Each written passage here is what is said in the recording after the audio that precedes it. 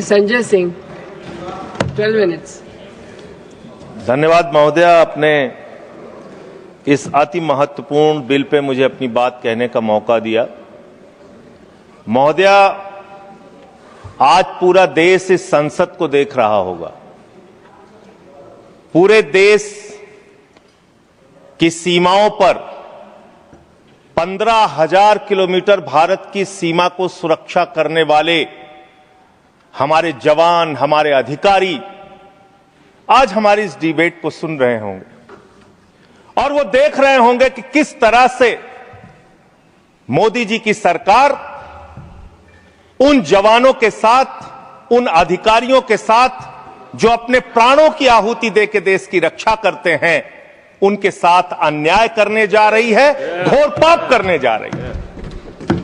इसलिए महोदय, मैं इस बिल के विरोध में अपनी बात कहने के लिए खड़ा हुआ हूं। एक फिल्म आई थी बॉर्डर, उस फिल्म का गाना था, संदेशे आते हैं हमें तड़पाते हैं, जो चिट्ठी आती है तो पूछे जाती है कि घर कब आओगे। हम तो पार्लियामेंट का सेशन खत्म होता है घर जाते हैं, लेकिन हमारे वो जवान जो सीमाओं की रक्षा करते हैं वो घर नहीं जा पाते। दिवाली हो, होली हो, तमाम त्योहार हो, शादी हो, ब्याह हो, चाहते हुए भी अपने घर नहीं जा पाते। महोदय, देश की 15,000 किलोमीटर की सीमा की सुरक्षा ये सीएपीएफ के जवान और अधिकारी करते हैं। और मैं बड़ी विनम्रता पूर्वक आपके माध्यम से सरकार से पूछना चाहता हूं, क्या उनकी मौत को आप शहीद का दर्जा भी देने को तैयार नहीं है? शर्म नहीं आती आपको? आप हमारे जवान जो शहीद होते हैं सीएपीएफ के, बीएसएफ के, एसएसबी के, सीआईएसएफ के, सीआरपीएफ के, आईटीबीपी के, उनको शहीद का दर्जा भी नहीं देते।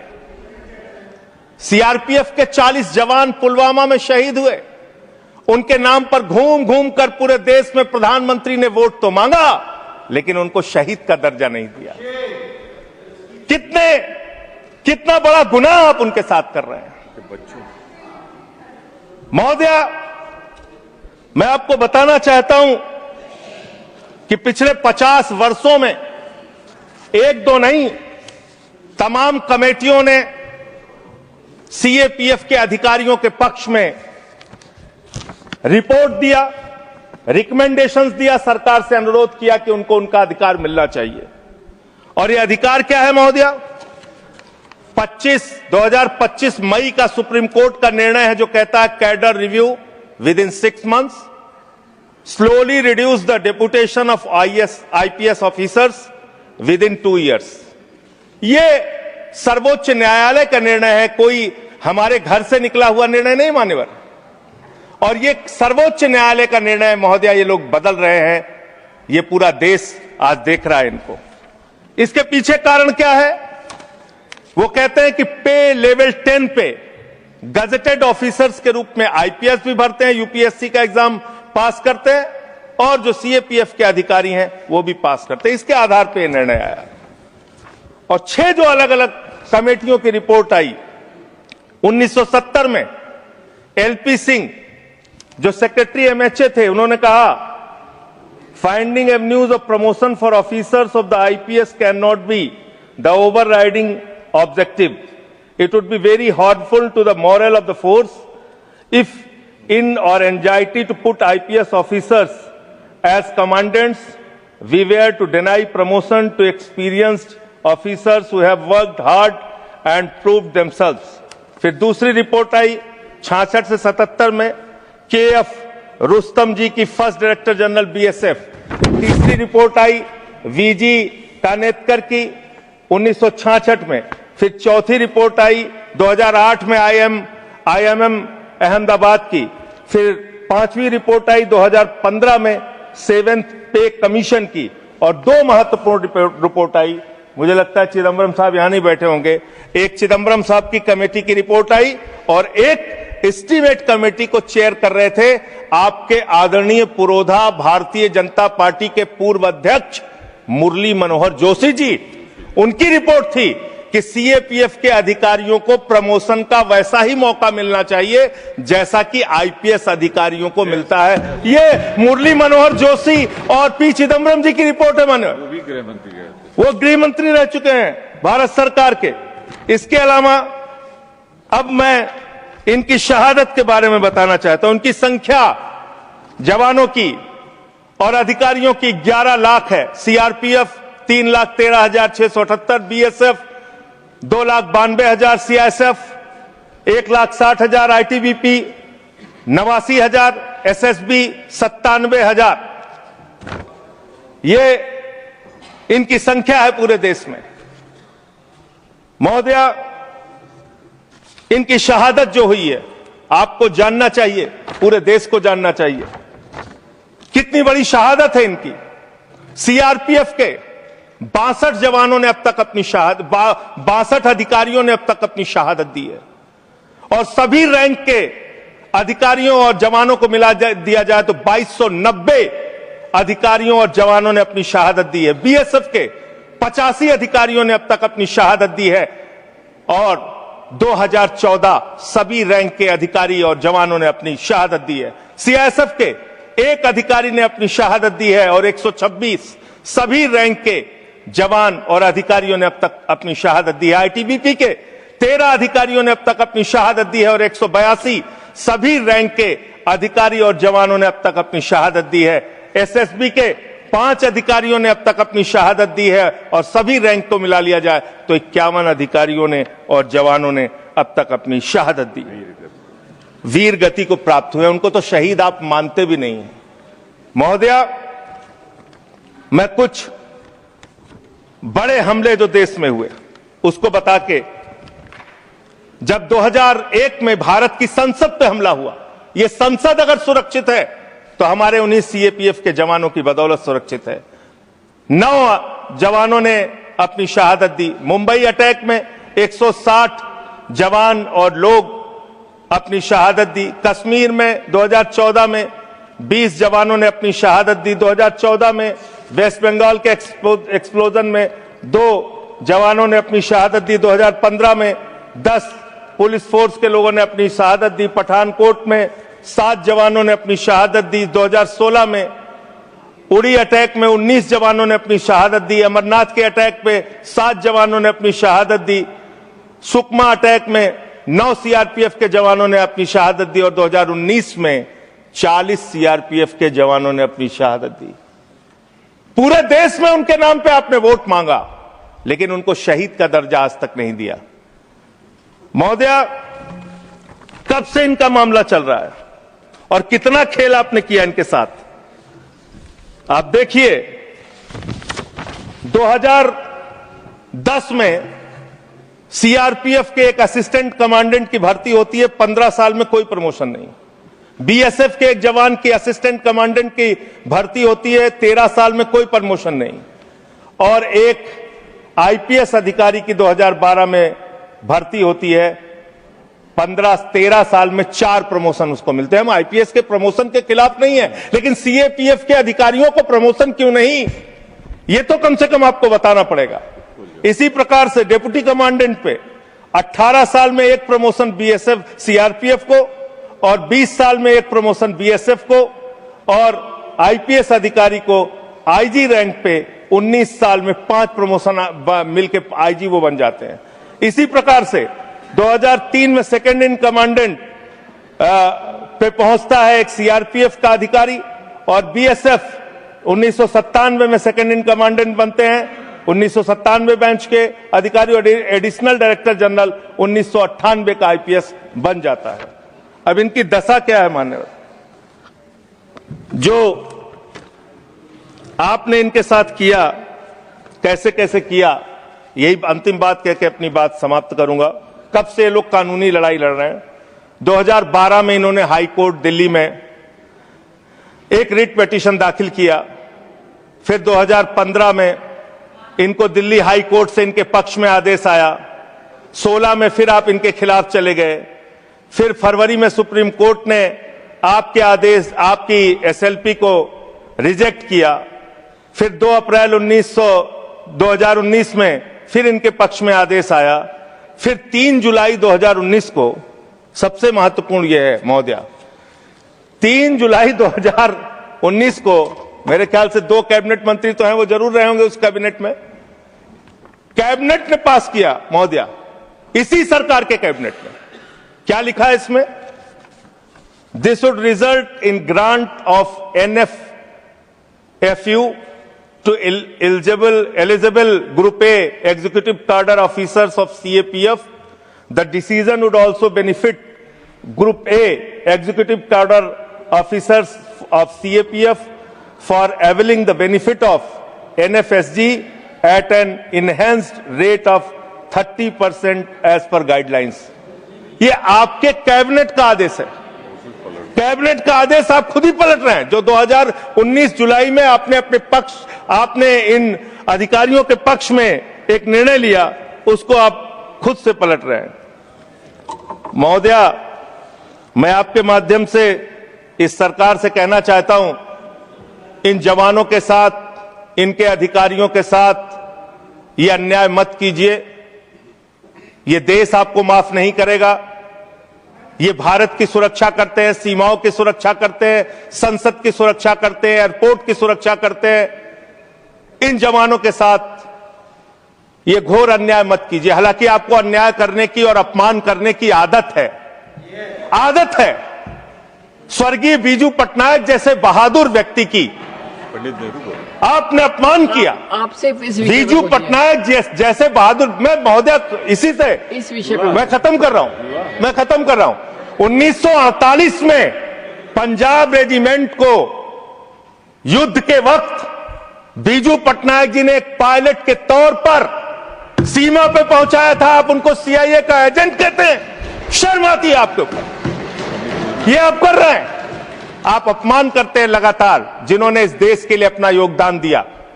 महोदया, मैं आपके माध्यम से बस खत्म कर रहा हूं, 1 मिनट में खत्म कर रहा हूं। महोदया, मैं आपके माध्यम से कहना चाहता हूं, देश पर ध्यान दीजिए, देश के लोगों की चिंता कीजिए। आज जब मैं आ रहा था तो यहां पे पता चला, आप तो कहते हैं ये देश नहीं झुकने दूंगा, ये देश नहीं झुकने दूंगा। आपके लोग पंजाब के, हरियाणा के, राजस्थान के, रूस के अंदर फंसे हुए हैं सैकड़ों दिनों से, और आज तक आप उनको ला नहीं पा रहे हैं। देश की सुरक्षा के बारे में आपको ध्यान नहीं, विदेश नीति के बारे में आपको ध्यान नहीं, आपकी विदेश नीति का कोई अता पता नहीं। बावजूद इसके आप एक बिल लेके आ रहे हैं जिससे कि अधिकारियों का हक छीनने और मारने का काम आप कर रहे हैं। मैं इस बिल के विरोध में हूं और जो अमेंडमेंट्स हमने दिए हैं उसको सरकार स्वीकार करती है और इसको बिल को सिलेक्ट कमेटी में भेजती है, तो इसका पूरा अध्ययन किया जाएगा। Doctor Sudhanshu Trivedi, 30 minutes.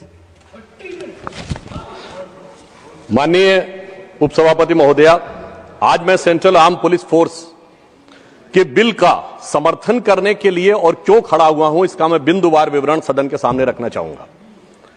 हम सब जानते हैं कि BSF को कहा जाता है it has first line of defence. देखिए, सेना सीमा पर लड़ती है और जो पुलिस बल है वो अंदर लॉ एंड ऑर्डर को संभालते हैं, मगर सेंट्रल आर्म पुलिस फोर्स एक ऐसी फोर्स है जो सीमा पर भी मोर्चा संभालती है और देश के अंदर भी मोर्चा संभालती है। यानी हम कह सकते हैं कि it is not just the India's first line of defence, it is India's main line of internal defence. And Modi सरकार is trying is tooth and nail to defend the interest of these forces who are the main line of India's defence. अब इन बलों के प्रति सरकार का जो मूल्यांकन है यदि करना है किसी को, तो मुझे लगता है 3 आधार पर करना चाहिए। एक है कि उनकी कैपेबिलिटी कैसे बढ़ रही है, यानी प्रतिरक्षा क्षमता। दूसरा है कि प्रशासनिक व्यवस्था यानी एडमिनिस्ट्रेटिव सिस्टम कैसे काम कर रहा है, और तीसरा है कि मोरल कैसे काम कर रहा है। महोदया, मैं आपके संज्ञान में लाना चाहता हूं कि यह बदलाव सरकार आने के साथ ही दिखाई पड़ गया। 2014-26 मई को हमारी सरकार आई और आप सबको ध्यान होगा 2014 से पहले BSF, वो हमारा सेंट्रल पैरामिलिट्री फोर्स जो कि बॉर्डर पे तैनात रहता था, शेलिंग की बहुत घटनाएं आती थी और उस समय BSF के DG का फोन आया तत्कालीन गृह मंत्री राजनाथ सिंह जी के पास कि सर शेलिंग हो रही है, हमने सफेद झंडा दिखा दिया है। तो पूछा गया सफेद झंडा क्यों दिखाया है, तो कहा गया साहब हमें यही आदेश है कि जब शेलिंग हो तो सफेद झंडा दिखाना है। तो गृह मंत्री जी ने उत्तर दिया, अब ये मोदी की सरकार है, अब सफेद झंडा नहीं दिखाना है, जितनी शेलिंग होगी उससे ज्यादा मुंहतोड़ जवाब देना है। और हम सब लोग सर ये बाकायदा अभी आगे बोल रहा हूं, उससे सबूत आपको स्वयं मिल जाएगा। और सर ऑथेंटिकेशन यह है कि 2014 के बाद ऑपरेशन सिंदूर के अलावा पिछले 10 साल में कितनी शेलिंग की घटनाएं हुई नहीं दिखाई पड़ती है, इस बात का प्रमाण है। और दूसरा मैं ये भी कहना चाहता हूं सर, एक कहावत होती है कि जो तोड़ को कांटा बोए ताहे बो तू फूल, मगर हमारी सरकार ने कहा जो देश के विरोध काम करेगा तो जो तो को कांटा बोए ताही बो तू भाला, वो भी तो समझे जरा कि पड़ा किसी से पाला। और जब से मोदी सरकार से पाला पड़ा है आपने देखा शेलिंग की घटनाएं रुक गई हैं। अब ये तो थी कि मनोदशा को लेकर मोदी सरकार का मनोरथ क्या था, अब कार्य दशा को लेकर मोदी सरकार का कार्यवृत्त में बताने का प्रयास करता हूं। देखिए वर्तमान बिल को अगर समझना है तो ये सीएम जो हमारे सेंट्रल आर्म पुलिस फोर्सेज हैं ये 3 कैटेगरी में है। एक में है जो बेसिक लेवल पे जवान से एंट्री लेते हैं, एक जो ए ग्रेड के ऑफिसर्स हैं यानी जो मिडिल लेवल मैनेजमेंट प्रशासन में काम करते हैं, और एक है जो हायर लेवल प्रशासन में काम करते हैं यानी आईपीएस ऑफिसर। अगर देखा जाए तो इन सारे गस्टेड ऑफिसर्स के बीच में एडमिनिस्ट्रेटिव ऑपरेशनल रेगुलेशन करने के लिए बिल लाया गया है। और जो हमारे विपक्षी सांसदों ने विषय उठाया है तो मैं बताना चाहता हूं कि जिनको आप जवान कहते हैं वो कांस्टेबल लेवल से आते हैं, फिर उनको एक प्रमोशन मिलता है हेड कांस्टेबल, उसके बाद वो बनते एएसआई, उसके बाद बनते हैं एसआई और इंस्पेक्टर, यानी 4 प्रमोशन वो लगभग प्राप्त करते हैं। मिडिल लेवल पे जो लोग आते हैं वो असिस्टेंट कमांडेंट लेवल पे आते हैं, वो डिप्टी कमांडेंट बनते हैं, फिर कमांडेंट बनते हैं, कहीं कहीं सीनियर कमांडेंट की पोस्ट भी है, और फिर वो डीआईजी बनते हैं। यानी इतने प्रमोशन तो उन्हें स्वतः मिलते हैं और उसमें से आधे लोग आईजी बनने तक की व्यवस्था पाते हैं।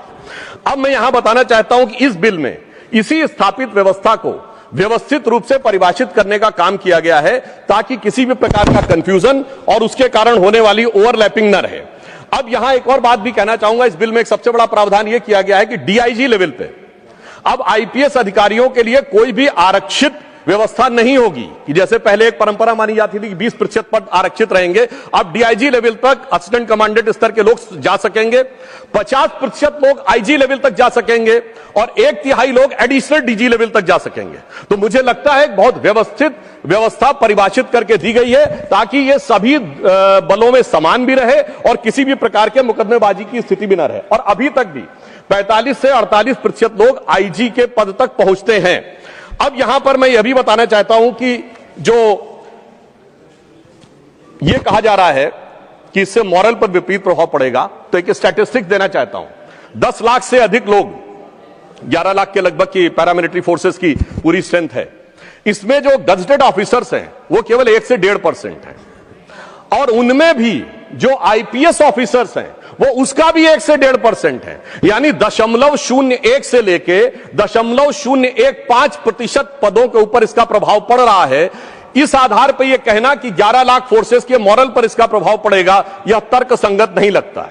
हां, यद्यपि मॉरल की बात अभी हमारे कई विपक्षी सांसदों ने उठाई, प्रोफेसर राम गोपाल जी ने कहा, संजय सिंह जी ने कहा, चौधरी साहब बोल रहे थे, तो मैं याद दिलाना चाहता हूं महोदया, जब संसद के ऊपर आक्रमण हुआ था तो जिन सेंट्रल फोर्सेस के जवानों ने अपनी जान गंवाई थी, अफजल गुरु को सर्वोच्च न्यायालय से फांसी की सजा होने के बाद 7 साल तक क्षमा याचना लंबित रखी गई थी, तब मॉरल नहीं गिर रहा था। दूसरा, और इतना ही नहीं, उस समय उन लोगों ने आक्रोश में आकर अपने मेडल वापस कर दिए थे, तब मॉरल नहीं गिर रहा था। और मैं कहना चाहता हूं, मगर सोनिया जी की आंखों में तब भी आंसू नहीं आए थे, पर बकौल सलमान खुर्शीद बटाला हाउस इनकाउंटर के आरोपियों के लिए आंखों में आंसू आए थे। यह दर्शाता है कि किस प्रकार के हमारे सुरक्षा बलों के मॉरल के ऊपर किस ढंग की राजनीति की जाती थी। परंतु हमारी सरकार तीनों स्तरों पर, जवान, मिडिल लेवल एडमिनिस्ट्रेटिव ऑफिसर और हाई लेवल एडमिनिस्ट्रेटिव ऑफिसर, तीनों की गुणवत्ता और व्यवस्था को लेकर पूरी तरीके से संवेदनशील है। और मैं कहना चाहता हूं कि जो आईपीएस ऑफिसर्स हैं, अगर आप ये देखें तो सरकार ने व्यवस्था की है कि आईजी के लिए 50% पद सहायक कमांडेंट संवर्ग से भरे जाएंगे और 50% आईपीएस से। एडिशनल डीजी में 67% आईपीएस से और 1/3 पोस्ट जो है वो असिस्टेंट कमांडेंट स्तर से ली जाएंगी। डीजी पद पे जो रहेंगे वो आईपीएस अधिकारी रहेंगे। अगर इस ढंग से हम देखें तो इस बिल में जो व्यवस्था की गई है, जो कांस्टेबल को हेड कांस्टेबल, एएसआई, एसआई और इंस्पेक्टर तक लगभग 4 प्रमोशन मिलेंगे, 5वां भी प्राप्त कर सकते हैं। इसी प्रकार 4 प्रमोशन ग्रुप ए वालों को भी मिलेंगे और वो भी 5वां और 6ठा भी पा सकते हैं, एडिशनल डीजी तक भी पहुंच सकते हैं। और अगर आप देखें तो जो आईपीएस संवर्ग के बारे में कहा जा रहा है, उनको भी सामान्यतः 4-5 प्रमोशन ही मिलते हैं। एडिशनल एसपी जो शुरू होते हैं, SP, then SSP, then SSP DIG equivalent rank, then IG और एडिशनल डीजी। हर आईपीएस डीजी नहीं बनता है, यानी उनको भी लगभग उतने ही अवसर मिलेंगे जितने कि अन्य लोगों को मिलेंगे। मगर जो मॉरल की बात कहते हैं, तो हमारे प्रधानमंत्री श्री नरेंद्र मोदी जी ने एक ऐतिहासिक निर्णय लिया है कि जो हमारे जवान हैं उनमें से बहुत से लोग निरीक्षक स्तर तक नहीं पहुंच पाते हैं, तो उन्होंने निर्णय लिया है कि जो जवान रिटायर होगा, यानी जो कांस्टेबल स्तर के ऊपर अपॉइंट होते हैं, जब वो रिटायर होंगे, अगर उस समय तक उनका पूरा कार्य व्यवहार अच्छा है, 5 साल का एसीआर अच्छा है, तो रिटायरमेंट के समय उन्हें आर्थिक लाभ नहीं होगा, परंतु एक रैंक ऊपर की ऑनरेरी रैंक दी जाएगी। मुझे लगता है कि इस प्रकार से जो हमारे बलों का मनोबल ध्यान रखने की बात करने का बहुत अच्छा निर्णय लिया है। तीसरी बात, जो आईपीएस ऑफिसर्स के संदर्भ में कहा जाता है, तो मैं ये भी विनम्रता से अपने विरोधियों से पूछना चाहूंगा कि जितनी सेंट्रल एजेंसीज हैं, IB, CBI, NIA, NSG, NTRO, RAW, सभी में तो डीजी, एडिशनल डीजी, आईपीएस ही होते हैं। तो अगर यहां पर यह व्यवस्था है, तो मुझे नहीं लगता है कि किसी भी प्रकार की इसमें कोई समस्या होने की बात है। फिर भी यदि हमारे जो विपक्षी दल हैं वो ये कहते हैं, तो ध्यान रखना चाहिए, सिर्फ विपक्ष में नहीं, कई जगह सत्ता में भी हैं। तो मैं पूछना चाहता हूं, आपकी आज तक जितनी सरकारें रही हैं और वर्तमान में इतनी राज्य सरकारें हैं, कितने डीजीपी आपने गैर आईपीएस बनाए हैं? मैं पूछना चाहता हूं, सेंट्रल एजेंसीज के चीफ आपने कितने गैर आईपीएस बनाए हैं? और यह विषय सिर्फ आईपीएस और नॉन आईपीएस का नहीं है। विषय यह है कि आज के समय में जब व्यवस्थाएं इतनी जटिल और चुनौतीपूर्ण होती चली जा रही हैं, तो उस समय में एक कोऑर्डिनेशन की जरूरत होती है। अगर आपको एनआईए के साथ भी कोऑर्डिनेट करना है, बीएसएफ को, और उधर स्टेट पुलिस के साथ भी कोऑर्डिनेट करना है, तो जिन लोगों को स्टेट पुलिस में धरातल पर काम करने का भी अवसर मिला हो और दूसरी एजेंसीज में भी वो समान रूप से काम कर रहे हो, तो मुझे लगता है इस कारण से वो कोऑर्डिनेशन अधिक बेहतर और प्रभावी हो सकता है। इसलिए ही यह व्यवस्था की गई है। जैसे मैं एग्जांपल के लिए कहना चाहूं कि अगर सीआईएसएफ स्टेट ये एयरपोर्ट को देखती है और उन्हें सूचना मिले किसी स्टेट की इंटेलिजेंस से कि कोई ऐसा अवांछित व्यक्ति आया है जो कहीं पर सीआरपीएफ को चकमा देकर आने में सफल हो गया है और उसके बारे में एनटीआरओ से कोई इनपुट आया है, तो अब आप सोचिए आज के जमाने में यदि इस कॉम्प्लेक्स सिचुएशन को ट्रैक करना है, तो ऐसा संवर्ग ऊपर के लेवल पे चाहिए जो उन सारी जगहों पे कहीं ना कहीं रह चुका हो और उन जगहों पर कार्य करने का उसको अनुभव हो। तो मुझे लगता है यह व्यवस्था किसी के खिलाफ नहीं है, सबको न्याय देने के लिए और सबकी वस्तुस्थिति को अच्छे ढंग से स्थापित करने के लिए की गई है। अगली जो आपत्ति उठाई जा रही है वो ये है कि आईपीएस संवर्ग के लिए प्रतिनियुक्ति की व्यवस्था क्यों की जा रही है। तो मैं कहना चाहता हूं, विगत 78 वर्षों से यही व्यवस्था इन सारी संगठनों में हमेशा से चली आ रही है। केवल इस बिल के द्वारा उस व्यवस्था को एक स्थापित व्यवस्थित रूप प्रदान किया जा रहा है, यानी एक स्ट्रक्चर्ड फॉर्म प्रदान किया जा रहा है। इससे पहले भी डेपुटेशन पर ही वो लोग आते थे और डेपुटेशन पर ही कार्य करते थे। और फिर मैं एक और बात पूछना चाहता हूं, देखिए साहब, जैसे इंडियन एडमिनिस्ट्रेटिव सर्विसेज होती है, तो सेंट्रल सेक्रेटेरिएट सर्विसेज से आके कोई सेक्रेटरी गवर्नमेंट ऑफ इंडिया नहीं बनता। आज अगर आप ये कहेंगे कि इंडिया की सेंट्रल आर्म पुलिस फोर्स का प्रमुख इंडियन पुलिस सर्विस का व्यक्ति नहीं होगा, तो किस सर्विस का व्यक्ति होना चाहिए? यह संविधान की भावना के भी अनुरूप है और यूनियन पब्लिक सर्विस कमीशन जिस आधार के ऊपर चयनित करता है, क्योंकि डिफरेंट एंट्री लेवल पे डिफरेंट अपॉर्चुनिटीज एक डिफरेंट स्तर तक ही मिलती हैं, और इसी कारण से यह विषय जो है व्यवस्थित रूप से रखने का प्रयास किया गया है। हां, यह मैं जरूर बताना चाहता हूं, अगला प्रश्न यह उठाया जाता है जो अभी हमारे एक साथी ने उठाया कि धरातल के ऊपर उच्च अधिकारी नहीं जाते हैं। तो मैं याद दिलाना चाहता हूं, अभी पिछले साल फरवरी के महीने में छत्तीसगढ़ और तेलंगाना के बॉर्डर पर कोरागुट्टा के पहाड़ के ऊपर एक बड़ा एंटी नक्सल ऑपरेशन हुआ, जो छत्तीसगढ़ पुलिस और सेंट्रल रिजर्व पुलिस फोर्स का ज्वाइंट ऑपरेशन था। 21 दिन तक वो ऑपरेशन चला, जिसमें 31 नक्सली मारे गए और डीजी सीआरपीएफ मौके के ऊपर उस कोरगुट्टा पहाड़ी के ऊपर मौजूद थे। क्योंकि प्रधानमंत्री मोदी जी की सरकार में यह ध्यान रखना होता है कि मंत्री हो या अधिकारी, सब जमीन से जुड़े रहते हैं। मगर मैं कहना चाहूंगा कि हमारे जो विपक्ष के लोग हैं, यहां अफसर तो छोड़िए, मंत्री तो छोड़िए, इन लोगों के सर्वोच्च नेता भी जमीन से जुड़े कम और उड़े ज्यादा रहते हैं। और उड़ते भी ऐसे हैं कि देश से भी उड़कर जब तक विदेश पहुंच जाया करते हैं। तो मुझे लगता है जो जुड़े कम और उड़े ज्यादा रहते हैं, उन्हें धरातल की समझ कम होती है। सर, ये बिल पर ही बोल रहे हैं। अरे साहब सुनिए, अरे सुनिए, रूरल डेवलपमेंट में वेस्ट एशिया की चर्चा कर चुके हैं आप लोग, मैं तो बिल पर ही बोल रहा हूं। अब मैं एक और बात बताना चाहता हूं। देखिए, आईपीएस अधिकारियों से लेके समूह आ के अधिकारियों से लेके प्रमोशन को लेकर, प्रशासनिक व्यवस्था को लेकर कितनी अच्छी समझ है इन लोगों की। याद करिए, इनकी पार्टी के एक नेता ने स्टेटमेंट दिया था 2023 में कि भाई ये बताइए सेक्रेटरी गवर्नमेंट ऑफ इंडिया में कितने ओबीसी हैं। अब उन्हें यही नहीं पता कि उस समय तक 1994 बैच के जो आईएएस ऑफिसर थे वो सेक्रेटरी गवर्नमेंट ऑफ इंडिया थे। यानी प्रशासनिक व्यवस्था में कैसे एंट्री होती है और किस ढंग से प्रमोशन पाकर पहुंचा जाता है, ये उन्हीं को नहीं पता हो सकता है जिन्हें यह पता हो कि पैदा होते ही सीधे उच्च पद पर पहुंच जाते हैं। उनके लिए इन व्यवस्थाओं को समझना मुझे लगता है अधिक मुश्किल होता है। बोलिए। अब मैं ये भी बताना चाहता हूं कि इतना ही नहीं, मैं बिल्कुल विषय पे बोल रहा हूं और दृढ़ता के साथ यह विषय रखना चाहता हूं। कांग्रेस पार्टी के एक सर्वोच्च नेता ने बोला था, यह कहा था जनवरी 2025 में कि हमें संघ भाजपा से नहीं, इंडियन स्टेट से भी लड़ना है। इंडियन स्टेट का डिफेंडर कौन है?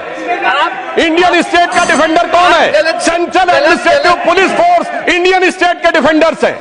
और इसलिए मैं कहना चाहता हूं, उनको हम डिफेंड करने के लिए खड़े हुए हैं जिनको कि आप लोग जिन पर अटैक करने की बात करते हैं। और वह बात भी मैं सब प्रमाण बोलता हूं। आज भी इनकी मानसिकता क्या है? अभी 16 अप्रैल 2024 को छत्तीसगढ़ के कांकेर जिले में एक मुठभेड़ हुई जिसमें 29 नक्सली मारे गए। और छत्तीसगढ़ के कांग्रेस के नेताओं ने और वहां के पूर्व मुख्यमंत्री ने यह कह दिया कि ये तो गरीब आदिवासी थे, ये मुठभेड़ फर्जी थी। और सर 2 दिन के बाद 18 अप्रैल 2024 को नक्सली संगठनों ने यह प्रेस रिलीज जारी कर दी कि मुठभेड़ में उनके इतने लोग मारे गए। मुझे लगता है ये अपने आप में इस बात का प्रमाण है कि इस तरह के संवेदनशील विषय के ऊपर केंद्रीय सुरक्षा बलों के जो मॉरल के ऊपर, उनकी मानसिकता और मनोदशा के ऊपर जो राजनीति की जाती है, उस राजनीति से बचने का प्रयास करना चाहिए। और फिर मैं एक दुखद उदाहरण याद दिलाना चाहता हूं, सारे देश को याद होगा। 6 अप्रैल 2010 को दंतेवाड़ा में 76 सीआरपीएफ के जवान शहीद हो गए थे। उनकी दर्दनाक मृत्यु हुई, पर मीडिया में यह भी समाचार आए थे कि कई जगहों पर जश्न मनाया गया था। और जश्न मनाने के बाद उस समय इस जश्न का भी विरोध किसने किया? सत्ता में बैठे लोगों ने नहीं किया था, विपक्ष में भी हम ही ने किया था, भाजपा ने किया था, संघ ने किया था और यूनिवर्सिटीज में अखिल भारतीय विद्यार्थी परिषद ने किया था। और मैं यह भी बताना चाहता हूं कि उसी समय के बाद 16 मई 2010 को छत्तीसगढ़ के सुकमा में एक आईडी ब्लास्ट में 16 जवान केंद्रीय बलों के मारे गए और उसी के साथ 15 आदिवासी भी मारे गए। परंतु उसके बाद उसके लिए एक भी शब्द नहीं निकला। बड़े आश्चर्य और दुखद की बात है कि जिस प्रकार के लोग, और मैं सभापति महोदया यह भी कहना चाहता हूं, भारत के केंद्रीय सुरक्षा बल अपनी जान पर खेलकर जिस नक्सल समस्या से लड़ रहे थे और उस समय की कांग्रेस सरकार की सुप्रीम लीडर की अध्यक्षता में हो रही super cabinet national advisory council के कई सदस्य ओपनली उस समय माओवादियों के समर्थन और हमारे केंद्रीय सुरक्षा बलों के आरोपित करते हुए स्टेटमेंट देते थे। मैडम, ये सीएपीएफ के अगेंस्ट में दिए गए स्टेटमेंट है, अगर होगा तो मैं कोट भी कर दूंगा, इसलिए मैं बिल्कुल विषय के ऊपर ही बोल रहा हूं। और इतना ही नहीं, वो तो छोड़िए, गृह मंत्री लोग क्या बोलते थे। चिदम्बरम साहब ने 22 सितंबर 2011 को, ये इंडियन एक्सप्रेस में खबर छपी हुई है, उनका स्टेटमेंट वाइडली सर्कुलेटेड है मीडिया में, जिसमें उन्होंने कहा माओवादियों से आपको कुछ करने की जरूरत नहीं है, ना आप हथियार छोड़िए, ना अपना संगठन समाप्त करिए, ना विचारधारा छोड़िए, बस केवल बातचीत के लिए आ जाइए। और अपना विचार भी नहीं बदलिए, मगर अब हमारी सरकार है गृह मंत्री अमित शाह जी के नेतृत्व में, अब हथियार भी छोड़ने पड़ेंगे, विचार भी बदलने पड़ेंगे और राष्ट्र की मुख्य धारा में भी आना पड़ेगा। और सभापति महोदया, अगर आप मॉरल की बात करते हैं तो एक मॉरल दूसरे गृह मंत्री जी का भी था, जिन्होंने सितंबर 2024 में जाकर यह कहा कि जब वो कश्मीर में जाते थे, यद्यपि सेंट्रल पैरामिलिट्री फोर्सेज उनको पूरी सिक्योरिटी दे रहे होते थे, तो उनकी हालत क्या होती थी, वह शब्द असंसदीय है, उसे बोला नहीं जा सकता। तो मैं कविता के रूप में कहना चाहूंगा, यह सुशील कुमार शिंदे जी का बयान था उसके ऊपर, कि लहू लुहान थी घाटी और झेलम डरी हुई थी, खामोशियां रातों की दिन में भरी हुई थी, और दहशत का था वो आलम, डल लेक घूमने में गृह मंत्री के पैरों के नीचे धरती फटी हुई थी। अब मैं बताना चाहता हूं हमारी सरकार में क्या हुआ। हमारे सेंट्रल रिजर्व पुलिस फोर्स के 40 जवान पुलवामा में शहीद हुए, तो हमने बालाकोट तक जाके धरती हिला दी। हमने क्या किया उसका प्रमाण पाकिस्तान की नेशनल असेंबली में अगर एक मंत्री ने खड़े होकर कहा कि हमने पुलवामा तक जाके मारा है, तो दूसरे जो उनके मंत्री थे उनका वीडियो अवेलेबल है, कोई जाके देख ले। अयाज सादिक ने कहा कि उस समय के फॉरेन मिनिस्टर शाह महमूद कुरैशी साहब बैठे हुए थे, आर्मी चीफ आए, आर्मी चीफ के पांव कांप रहे थे और उन्होंने कहा खुदा का वास्ता है अभिनंदन को वापस कर दो, वरना शाम तक भारत अटैक कर देगा। ये अंतर है हमारी सरकार और उनकी सरकार में। वहां गृह मंत्री के पांव कांपते थे, यहां पाकिस्तान के आर्मी चीफ के पांव कांपते हैं। यह मोदी सरकार और पूर्ववर्ती सरकारों के बीच का अंतर है। और मैं एक और बात भी बताना चाहता हूं, हमारी सरकार आने के बाद क्या हुआ, दंतेवाड़ा का वो क्षेत्र जो बहुत नक्सल प्रभावी माना जाता था, 9 मई 2015 को प्रधानमंत्री नरेंद्र मोदी जी ने वहां रैली करके दिखा दी। यानी उससे पहले यह कल्पना से परे था कि नक्सल प्रभावी क्षेत्र में प्रधानमंत्री की रैली हो सकती है, पर प्रधानमंत्री जी ने कहा कितनी भी प्रकार की सुरक्षा की चिंता किए बगैर उन्होंने जाकर वहां हमारे सेंट्रल पैरामिलिट्री फोर्सेस का मनोबल बढ़ाया। फिर मैं बताना चाहता हूं, सुकमा जिले में एक जगह है चिंता गुफा, जहां यह माना जाता था, नक्सल्स कहते थे हियर गवर्नमेंट डजंट एग्जिस्ट, यहां सिर्फ हमारी सरकार चलती है। और उस समय हमारे गृह मंत्री राजनाथ सिंह जी ने जाकर चिंता गुफा में दौरा करके दिखा दिया। यानी हमारी सरकार ने दिखाया कि जहां जहां पर सेंट्रल पैरामिलिट्री फोर्सेस पोस्टेड है उनके मॉडल के लिए करेंगे। और अब हमारे गृह मंत्री अमित शाह जी के आने के बाद तो उस इलाके का वातावरण बदला हुआ दिखाई पड़ता है। वो बस्तर जहां कभी नक्सली घटनाएं होती थी, आज 2024 और 2025 में बस्तर में ओलंपिक करके दिखा दिया। और गृह मंत्री अमित शाह जी ने उन नक्सल प्रभावित क्षेत्रों में जहां पर कि दौरा करने के लिए पूर्ववर्ती सरकारों के मन में, मंत्रियों में भय रहता था, वहां रात्रि प्रवास करके दिखा दिया। और इतना ही नहीं, उस जो कार्यक्रम में कोई सरकारी कार्यक्रम नहीं था, बस्तर ओलंपिक 2024 में 1,65,000 युवाओं ने सहभागिता की और 2025 के ओलंपिक में 3,91,000 युवाओं ने सहभागिता की। अर्थात जन जन का समर्थन और सुरक्षा बलों का मनोबल दोनों को एक साथ हमने आगे लाकर करने का प्रयास किया।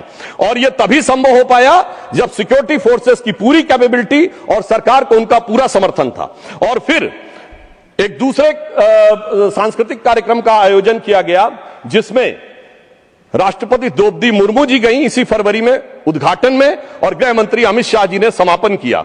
यानी इस प्रकार से अगर देखा जाए तो उस वातावरण में जहां पर कि सेंट्रल पैरामिलिट्री फोर्सेस के लिए बहुत बड़ी चुनौती रहती थी, वहां आज एक सकारात्मक वातावरण बना। मगर सभापति महोदया, कुछ पैरामिलिट्री फोर्सेस ऐसे जिनका नाम भी कुछ याद दिलाता है, जैसे Indo Tibetan border police, Bharat Tibet सीमा पुलिस। यह नाम याद दिलाता है कि जब भारत आजाद हुआ तो भारत की सीमा तिब्बत से मिलती थी, चीन से नहीं मिलती थी।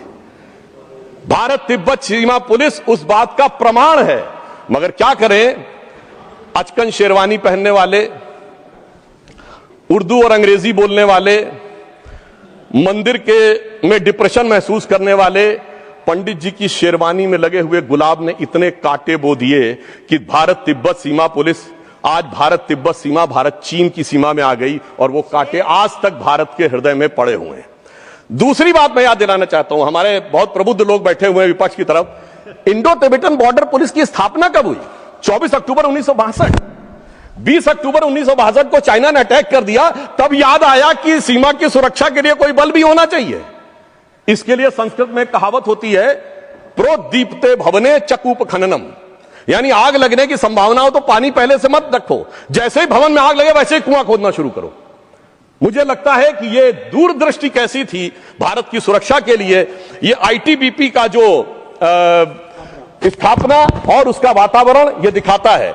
अब इसमें कौन सी बुद्धि कही जाए सभापति महोदय, चूंकि बाल बुद्धि शब्द अब आजकल असंसदीय हो गया है तो उसको मैं प्रयोग नहीं करूंगा। अगर आ की जगह ए की मात्रा लगा दी जाए तो शायद वह बुद्धि इस प्रकार की परिस्थितियों के लिए अधिक युक्तिसंगत साबित होगी। मैं दूसरा उदाहरण देना चाहता हूं कि सुरक्षा बलों में सेंट्रल पैरामिलिट्री फोर्सेस का राजनीतिक आधार पर दुरुपयोग करके कैसी समस्या उत्पन्न की जाती है। 2 जून 1995 का लखनऊ का स्टेट गेस्ट हाउस कांड, 31 मई 1995 को मान्यवर काशीराम जी ने तत्कालीन मुलायम सिंह यादव सरकार से समर्थन वापसी का लेटर लिखा था, और वो लेटर भी मेरे पास अगर कहेंगे तो ऑथेंटिकेट कर दूंगा, जिसमें उन्होंने साफ साफ लिखा कि एससी एसटी के ऊपर होने वाली कंसिस्टेंट एट्रोसिटीज और सरकार के द्वारा कोई सुनवाई न होने के कारण, और उन्होंने यह भी लिखा कि भयंकर रिगिंग पंचायत चुनावों में होने के कारण हम उस सरकार से समर्थन वापस लेते हैं। और उन्होंने सेंट्रल पैरामिलिट्री फोर्सेस की सिक्योरिटी की डिमांड की, और उस समय केंद्र में कांग्रेस की सरकार थी, परंतु इसके बावजूद सीआईएसएफ जो लखनऊ में थी वो नहीं पहुंची। 2 जून 1995 का वह वाकया है।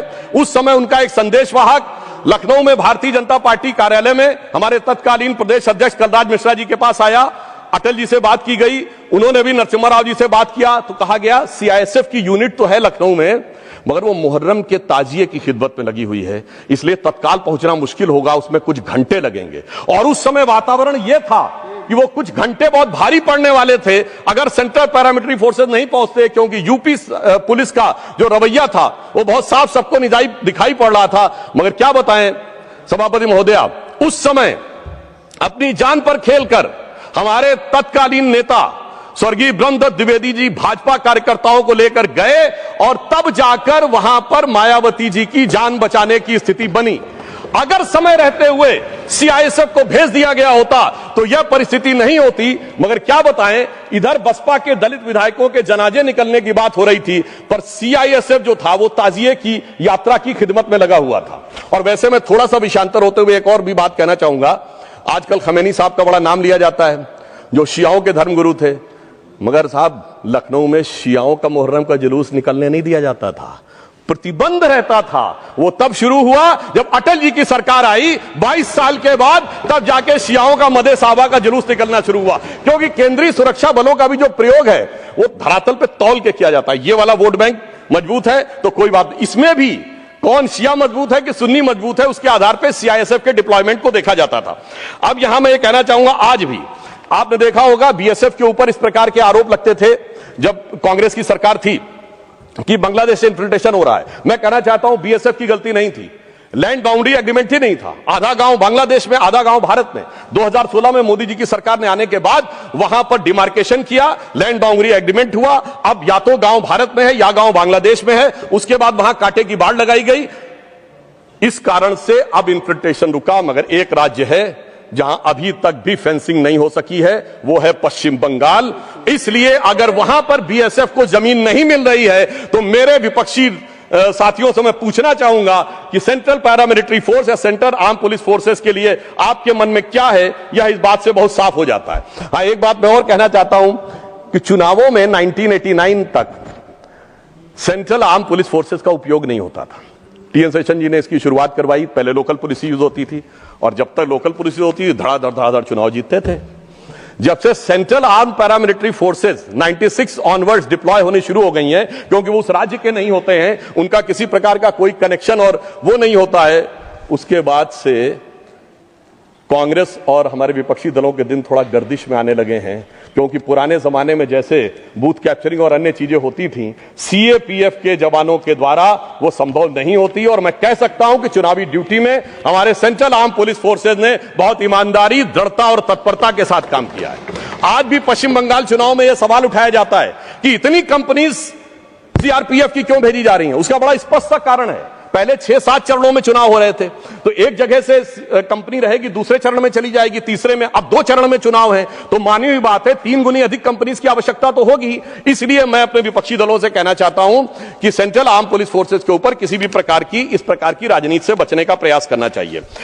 जहां तक फोर्सेस की बात है तो इनके मॉडर्नाइजेशन के संदर्भ में, कल्याण के संदर्भ में ड्यूटी पे मृत्यु के दौरान 25 लाख और अगर एक्शन के दौरान मृत्यु होती है तो 35 लाख की व्यवस्था की गई है। व्यावसायिक शिक्षा पाने वाले जवानों के जो हताहत जवान हैं उनके बच्चों विधवाओं के लिए 3,000 रुपए महीने की स्कॉलरशिप की व्यवस्था की गई है।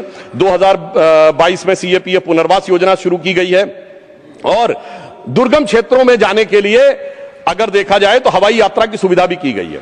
आधुनिकीकरण के लिए भी, सेंट्रल आर्म पुलिस फोर्सेस के आधुनिकीकरण के लिए भी कई मैकेनिज्म बनाए गए हैं। Indian cyber crime coordination centre बनाया गया है, national cyber crime portal centre बनाया गया और 2021 में citizens financial cyber fraud reporting and management system बनाया गया है, जिसके द्वारा 1930 हेल्पलाइन का प्रयोग करते हुए अब तक 17.82 लाख शिकायतें और 5500 करोड़ रुपए जनता के डूबने से बचाए जा चुके हैं। इसलिए मैं महोदया यह कहना चाहता हूं कि हमारी सरकार ने सेंट्रल आर्म पुलिस फोर्सेस की व्यवस्था, सेंट्रल आर्म पुलिस फोर्सेस की मनोदशा और सेंट्रल आर्म फोर्सेस की एडमिनिस्ट्रेटिव कैपेबिलिटी, तीनों के लिए बहुत शानदार तरीके से, संवेदनशील तरीके से काम किया है। और इतना ही नहीं, इस वातावरण को बढ़ाने के लिए, इस वातावरण को और बेहतर करने के लिए अगर देखें तो गृह मंत्री अमित शाह जी ने एक और अनोखी पहल की शुरुआत की है। उन्होंने जवानों को वृक्षारोपण के कार्य के लिए लगाया है। वृक्षारोपण के कार्य से एक सकारात्मक वातावरण उत्पन्न होता है और उसमें अब तक 7 करोड़ पौधे हमारे सीएपीएफ के जवानों के द्वारा लगाए जा चुके हैं। अर्थात अब और एक और बात यह है कि पहली बार सीआईएसएफ में महिला बटालियन अलग से स्थापित करने की व्यवस्था प्रधानमंत्री मोदी जी की सरकारों ने की है और जो हॉरिजॉन्टल व्यवस्था रिजर्वेशन की कई स्थानों के ऊपर सीएपीएफ में हमारी सरकार ने की है। सेना से आने वाले अग्निवीरों के लिए भी यहां पर पदों को आरक्षित करने की व्यवस्था सीएपीएफ में की है ताकि आर्म फोर्सेस के साथ एक बेहतर तारतम्य बना रहे। परंतु मैं यह कहना चाहता हूं, हम तो पौधे लगा रहे हैं जिनके जमाने में सीएपीएफ के जवानों के अरमान के पूरे बगीचे उजाड़ दिए गए थे। वो जब आकर आज कहते हैं कि साहब उनके दिल में बड़ी संवेदना है, तो उनकी परिस्थिति के ऊपर, मतलब जिनकी आंखों में आंसू भी नहीं आए थे, जिनकी आंखों में कभी उन्होंने उन बलों के लिए कुछ नहीं किया था, तो मैं एक अंत में एक पंक्ति कहकर अपना विषय समाप्त करना चाहता हूं कि जो आप हम पे आरोप लगा रहे हैं और आपके कार्यों को देखें तो देश की जनता उसको भली भांति देखती है। जिसे एक पंक्ति में कहूंगा कि चमन को सींचने में पत्तियां कुछ गिर रही होंगी, यही इल्जाम हम पर लग रहा है बेवफाई का। चमन को सींचने में पत्तियां कुछ गिर रही होंगी, यही इल्जाम हम पर लग रहा है बेवफाई का। मगर कलियों को जिसने रौंद डाला अपने हाथों से, वही दावा करे हैं अब चमन की रहनुमाई का। प्रोफेसर राम गोपाल यादव, आपका नाम है प्रोफेसर राम गोपाल यादव।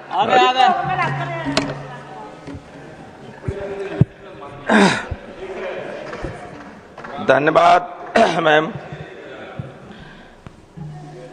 प्रश्न यह है यहाँ कि आखिर सीएपीएफ के अधिकारियों, और केवल अधिकारियों ही नहीं, सिपाहियों से कांस्टेबल से लेकर ऑफिसर्स तक को न्यायालय की शरण क्यों लेनी पड़ी? न्यायालय क्यों जाना पड़ा? क्योंकि उनकी सर्विस कंडीशंस में इतनी विसंगतियां थीं, लोगों को मजबूरन, इस डिसिप्लिन्ड फोर्स के लोगों को मजबूरन कोर्ट का सहारा लेना पड़ा, क्योंकि सरकार ने उनकी बात नहीं सुनी।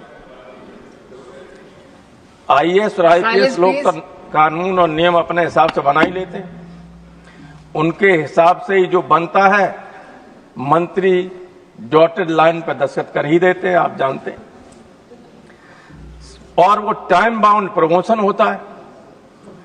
लेकिन ये असिस्टेंट कमांडेंट पे जो भर्ती होती है, 14 से पहले यूनियन पब्लिक सर्विस कमीशन से जैसे सिविल सर्विसेज एग्जामिनेशन होती थी, वैसे ही बीएसएफ और रेलवे प्रोटेक्शन फोर्स वगैरह की सेवा, वो इम्तिहान होता था, सिलेक्शन होता था। तो ये सारी चीजें बता चुके हैं कि जब उनका उन्हीं के साथ हुआ भर्ती आदमी, डीआईजी और आईजी हो जाता है तब तक वो कमांडेंट नहीं हो पाता। आपके सामने सारा रिकॉर्ड है कि कितने अधिकारियों ने फ्रस्ट्रेशन में जाके बीआरएस ले ली। 15-15, 20-20 साल तक असिस्टेंट कमांडेंट नहीं बन सका, डिप्टी कमांडेंट नहीं बन सका। तो एक बात मैं ये कहना चाहता हूं आपसे कि ये जो फ्रस्ट्रेशन है ये बहुत ही नुकसानदायक है सबके लिए, क्योंकि जैसे बीएसएफ पाकिस्तान और बांग्लादेश के बॉर्डर पर हमारी सीमाओं की रक्षा में है, सीआरपीएफ सारी इंटरनल सिक्योरिटी को देखती है देश की, आईटीबीपी नेपाल के बॉर्डर पर है, नेपाल तिब्बत के बॉर्डर, एसएसबी भी इस इलाके में, और सीआईएसएफ सारे जो इंस्टीट्यूशनल इंडस्ट्रियल इंस्टॉलेशंस हैं और ये हवाई अड्डे हैं और हमारी स्वयं संसद है उसके सब देखभाल करती। और यही फोर्स के लोग देश में 9-10 लोगों को एनएसजी कमांडो की सुरक्षा प्राप्त है और सबको सीआईएसएफ की है, सीआरपीएफ की या बीएसएफ की है, सारे लोग उन्हीं की सिक्योरिटी में चलते हैं। ये जो बिल लाया गया है इसमें डीआईजी कितने % होंगे, आईजी के लिए पोस्ट कितनी रिजर्व होंगी, एडीजी, स्पेशल डीजी और डीजी में एक भी आदमी फोर्स का इसका नहीं होगा। They will be 100% monitored by IPS officers only. वो खैर उस बात के लिए तो ये लोग भी नहीं कहते कि डीजी बना दो, एडीजी बना दो, स्पेशल डीजी बना दो, लेकिन आईजी तक तो पहुंच जाएं। स्टेट में भी जो पीपीएस से सिलेक्शन, पब्लिक सर्विस कमीशन से सिलेक्ट होकर जाता है डिप्टी एसपी, वो रिटायरमेंट तक आईजी तक पहुंच जाता है। पीसीएस अफसर कमिश्नर बन जाता है रिटायरमेंट होने से पहले, लेकिन ये डिप्टी कमांडेंट नहीं बन पाते, तो फ्रस्ट्रेशन तो होगा ही। और इसलिए मैं ये कहता हूं कि ये हम सबके लिए घाटे का सौदा है। इस पर विचार कीजिए आप गंभीरतापूर्वक। हमारी सुरक्षा में लगा आदमी हमारे लिए जान दे देता है, हमारे ऊपर गोली आने से पहले वो अपने ऊपर गोली ले लेता है, और जिस दिन वो दूसरी तरफ अगर मुंह फेर लेगा उधर तो क्या होगा हमारा? जबरदस्त असंतोष है नीचे से लेकर ऊपर तक, लेकिन उनका कोई आदमी मिल तो नहीं पाता है, अपनी बात नहीं कह पाता, और कहना भी चाहता तो आप सुनना नहीं चाहते, और सुनेंगे नहीं तो उसके परिणाम इनडायरेक्ट वे में शिवा साहब ने भी कहा था और आप सभी समझते हैं। ये जो जिनके लिए आप ये बिल ला रहे हो, सुप्रीम कोर्ट के आदेश को नलीफाई करने के लिए, पता कीजिए कि जहां जहां चाहे वो आपका छत्तीसगढ़ का इलाका हो, चाहे कश्मीर का हो, या जहां उग्रवाद है, सीआरपीएफ जहां लगी हुई है, कितने आईपीएस अफसर वहां हैं, जितने डेपुटेशन पे हैं, ज्यादातर दिल्ली में या जहां हेडक्वार्टर है वहां है। गोली खाने के लिए कमांडेंट और सिपाही। बात सही है, आप पता देख लीजिए, आप रिकॉर्ड उठा के। तो आप ऐसे लोग जो आपके लिए जान देने को तैयार हैं, जो देश की सीमा में को बचाते हुए अपनी जान देते हैं इंटरनल सिक्योरिटी पे, उस सदन में अभी नक्सलवाद मुक्त भारत पर चर्चा चल रही थी। हमारे कल ही मैंने पढ़ा, गृह मंत्री जी असम में थे, कहीं असम में थे या बंगाल में थे, कह रहे थे चुन चुन कर घुसपैठियों को निकाल देंगे। कौन चुनेगा? चुनने का काम कौन करेगा? I want to know. ये चुन चुन कर पकड़ने का काम तो सिपाही करेंगे, जिनका गला आप काटने जा रहे हैं। ये क्यों पकड़ेंगे फिर? इसलिए मैं कह रहा हूं कि विचार कीजिए, घाटे का सौदा है आपके लिए भी, देश के लिए भी। ये बहुत ही गंभीर बात है। इतने बड़े फोर्स को एंटागोनाइज करना अच्छी बात नहीं। इसलिए मैं आपसे अनुरोध करना चाहता हूं कि इस बिल को जो सुप्रीम कोर्ट ने, लेकिन मैं जानता हूं कि आप मानेंगे नहीं, सुप्रीम कोर्ट की बात नहीं जानी तो हम क्या आपको ज्ञान दे सकते हैं? जब सुप्रीम कोर्ट की बात नहीं मान रहे रिजिजू साहब, तो हमारी बात कैसे मान लेंगे? लेकिन जनहित में यही है कि आप इस बात को स्वीकार कर लें और इस बिल को जो जन विरोधी है उसको भेजें सिलेक्ट कमेटी को या विड्रॉ कर लें। बहुत बहुत धन्यवाद। Thank you. नेक्स्ट माननीय सदस्य श्री विवेक के तनखा 15 मिनट्स। धन्यवाद चेयर।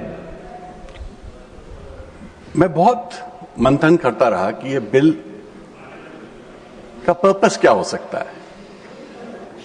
जैसे अभी संजय जी बोल रहे थे, ये तो 1 पॉइंट बिल है, खाली कोटा फिक्स करता है, इसमें कोई सर्विस कंडीशंस तो डिफाइन नहीं है। ये तो कोटा पहले भी था, जितनी सर्विस रूल्स थी उसमें डीजी पहले से आईपीएस था, एडीजीपी की पोस्ट में डिवीजन था, मेजॉरिटी आईपीएस के पास थे, आईजी पहले 75-25 का रेशियो था, 50-50 हो गया,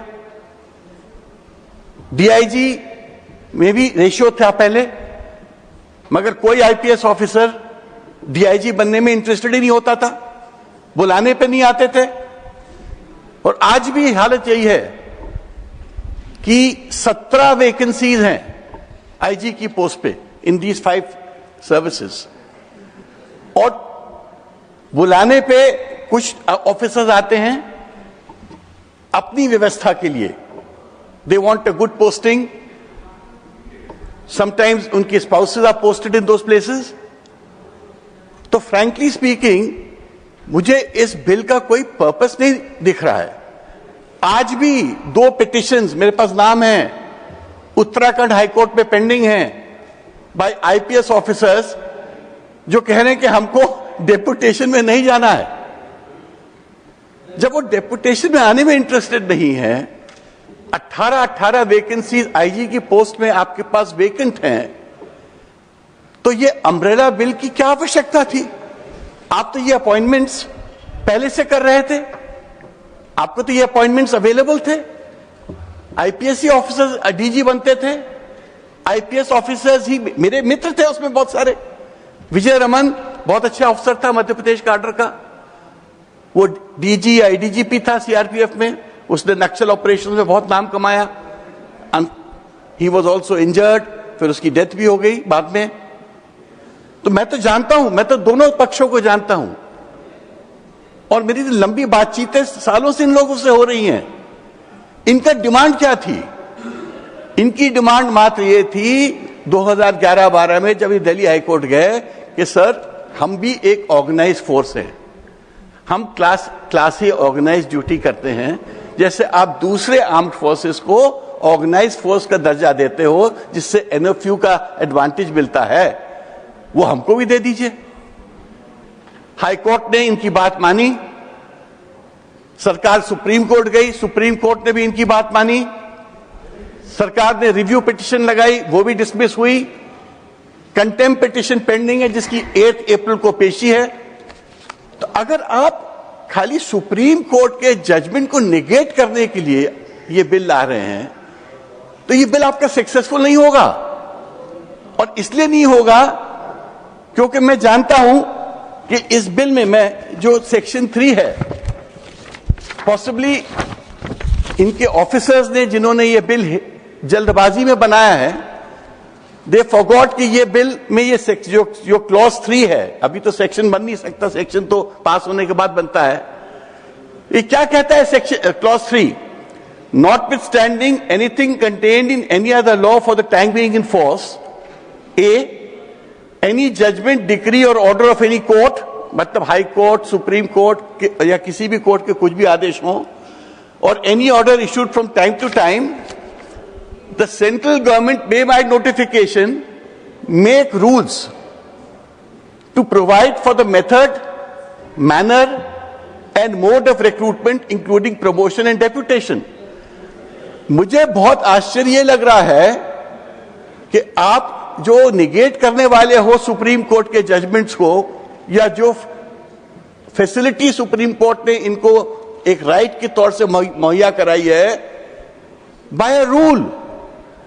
मुझे पता है, आपको पता है, सबको पता है कि अगर लॉ भी अगर कोई बनता है और वो सुप्रीम कोर्ट के आदेश के विपरीत होता है या सुप्रीम कोर्ट के आदेश को नलिफाई करने के लिए लाया जाता है, तो सुप्रीम कोर्ट 30 साल से ऐसे जजमेंट दे चुकी है कि ये ऐसा लॉ कॉन्स्टिट्यूशनली परमिसिबल नहीं है। आप खाली वो लॉ ला सकते हो जो अगर जो नए लॉ से अगर जो बेसिस है उसको रिमूव करता है, जिससे कि देन एक और नई व्यवस्था आ सकती है। एनजेसी आया, सुप्रीम कोर्ट ने व्यवस्था क्या दी कि आप हमारे कंसल्टेशन के बिना, हमारे कॉलेजियम के बिना कोई अपॉइंटमेंट नहीं कर सकते। कॉन्स्टिट्यूशनल अमेंडमेंट था, दोनों सदनों ने पास किया था कंप्लीट मेजॉरिटी के साथ। पलानी साहब वाज द ओनली पर्सन जिसने उसको अपोज किया था, वो भी उन्हें स्ट्राइक डाउन किया। आप दूसरा लॉ तो नहीं ला पाए क्योंकि आपके पास अभी तक कोई उपाय नहीं है उसका बेसिस चेंज करने का। इसमें भी आपके पास क्या उपाय है बेसिस चेंज करने का? और सबसे बड़ी आश्चर्य की बात, I am sorry, law ministry के लोगों ने होम मिनिस्ट्री को ठीक से एडवाइस नहीं किया है। आप कह रहे हो कि वो जो हाई कोर्ट के फैसले हैं, जो सुप्रीम कोर्ट के फैसले हैं, हम उनको नलिफाई करेंगे, निगेट करेंगे through a rule making process. अरे जो पार्लियामेंट एज अ हाउस नहीं कर सकता है, वो एक एग्जीक्यूटिव नोटिफिकेशन से कैसे होगा? और इसमें डायरेक्ट जजमेंट है सुप्रीम कोर्ट का 2025 का, अभी जस्टिस दत्ता की कोर्ट का, विच सेज कि लॉ क्या हुआ था उस केस में? By a rule they try to nullify a court order by a rule. तो सुप्रीम कोर्ट ने यह बोला, अरे भाई आपका प्राइमरी लॉ तो लेजिस्लेशन होता है, जब आप प्राइमरी लॉ के माध्यम से ये चीज नहीं कर सकते तो रूल का तो कोई सवाल ही नहीं उठता। Rule is not a primary law. और एक आप एक ऑफिसर्स के हाथ में एक नोटिफिकेशन दे रहे हो जो सुप्रीम कोर्ट और हाई कोर्ट के जजमेंट को नलिफाई कर सकता है, कैसे करेगा? रूल 3 कंप्लीटली अल्ट्रा वायरस होगा। आप जिस दिन ये लॉ पास करोगे ये चैलेंज हो जाएगा और ये सेक्शन क्लॉज 3 स्टे हो जाएगा, क्योंकि आप रूल मेकिंग पावर से सुप्रीम कोर्ट और हाई कोर्ट के ऑर्डर्स को नलिफाई कर रहे हैं, लॉ से भी नहीं कर रहे हैं, नॉट अ प्राइमरी लॉ से। तो ये जो आप, मुझे नहीं लगता कि अगर लॉ मिनिस्ट्री ने इसको वेट किया है तो they could have given allowed such a rule. अगर वेट करने के बाद भी उन्होंने अलाउ किया है तो शायद उन्होंने फिर सुप्रीम कोर्ट के जजमेंट को देखा नहीं होगा। अगर पढ़ा होता, पैरा 33 पढ़ लीजिए उस जजमेंट का, उसमें क्लियरली लिखा हुआ है। तो मेरे को तो बहुत आश्चर्य हुआ कि ऐसे क्लॉज 3 आया कैसे। और जिस दिन भी आप इसके माध्यम से आप नलिफाई करने की कोशिश करोगे उनका status of an organise service of NFU, आपको रोक दिया जाएगा। और दूसरा आश्चर्य की बात मुझे यह लगी, जो कोटा फिक्स किया है इसमें, जिससे देखिए कोटा और आरक्षण में फर्क है। आरक्षण परमानेंट होता है वर्चुअली, कोटा जो होता है ये एक स्टॉप गैप अरेंजमेंट होता है। जब हम किसी को फैसिलिटी कुछ दिन के लिए देना चाहते हैं तब हम कोटा फिक्स करते हैं। जब कश्मीर से लोगों को निकलना पड़ा 90 के दशक में, उन कश्मीरी लोगों को अलग अलग स्टेट्स में, मध्य प्रदेश में दिग्विजय जी बैठे हैं, हमारे स्टेट ने कोटा दिया था, महाराष्ट्र ने दिया था, सबसे पहले तो शिवसेना की गवर्नमेंट ने दिया था वहां, फिर कर्नाटका गवर्नमेंट ने दिया था। तो कोटा जो होता है ये this gradually is brought to an end. आरक्षण तो एक परमानेंट चीज होती है, तो आपने कोटे को पार्लियामेंट्री लॉ के माध्यम से एक फुल टाइम लॉ बना दिया है। अब इसको अमेंड करने के लिए भी आपको पार्लियामेंट में ही लेजिस्लेशन लाना पड़ेगा, ऐसी डिबेट होगा। तो मेरे को तो ये आवश्यकता भी समझ नहीं आ रही कि किया क्यों गया है, इससे पर्पस क्या सब होने वाला है। आप तो जो डीजी बनाना चाहते थे तो रूल्स पे वैसे ही बना सकते थे, एडीजी बनाते थे तो वैसे ही रूल में बना सकते थे।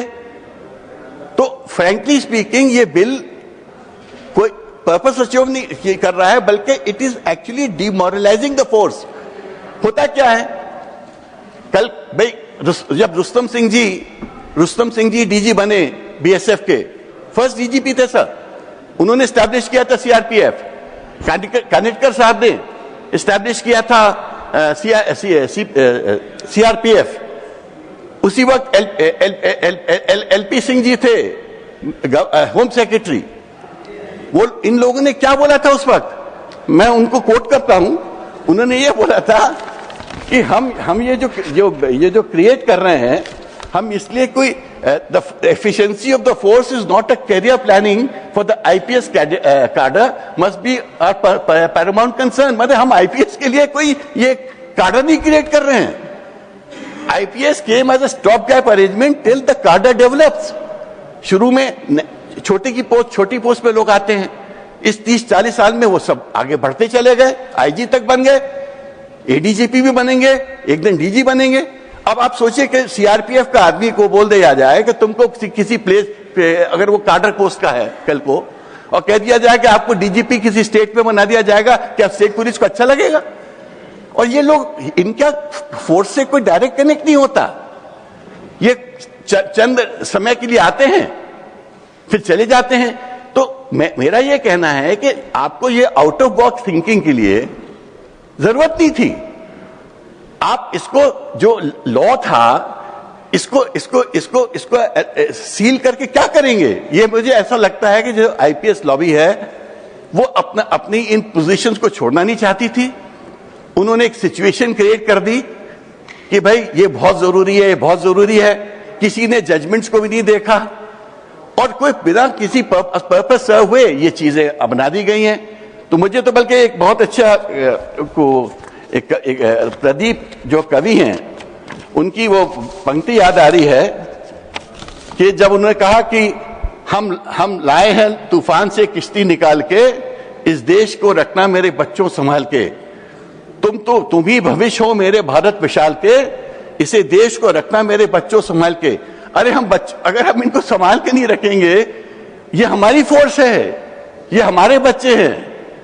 होम मिनिस्टर साहब, जितना आईपीएस आपके साथ है उससे ज्यादा ये लोग हैं। अगर नक्सल ऑपरेशंस में आपको सक्सेस मिल रही है तो इन लोगों के माध्यम से मिल रही है, इनके शोल्डर से मिल रही है। तो मेरा यही आप अनुरोध है कि इसको परमानेंट करने की जरूरत नहीं थी। ये क्लॉज 3 कंप्लीटली अनकॉन्स्टिट्यूशनल है। और आप जिस तरह से जो लोग बॉर्डर की सुरक्षा, कश्मीर की आंतरिक व्यवस्था, लेह लद्दाख की रोड्स, नॉर्थ ईस्ट की व्यवस्था, नक्सल एरिया में दे वर द फर्स्ट रिस्पॉन्डर्स, और उनके 194 लोग शहीद हो चुके हैं ऑफिसर्स। अगर हम उनको आदर नहीं करेंगे, उनके साथ अगर हम देखिए, ये परसीव्ड रॉन्ग है। It may be IG police की, आईजी में कितने लोग पहुंचते हैं हमको भी पता है, 17 वैकेंसीज, 18 वैकेंसीज है, बट फोर्स को लग रहा है कि ये हमारे फोर्स में हमारे लोग क्यों नहीं रहेंगे जब सक्षम है।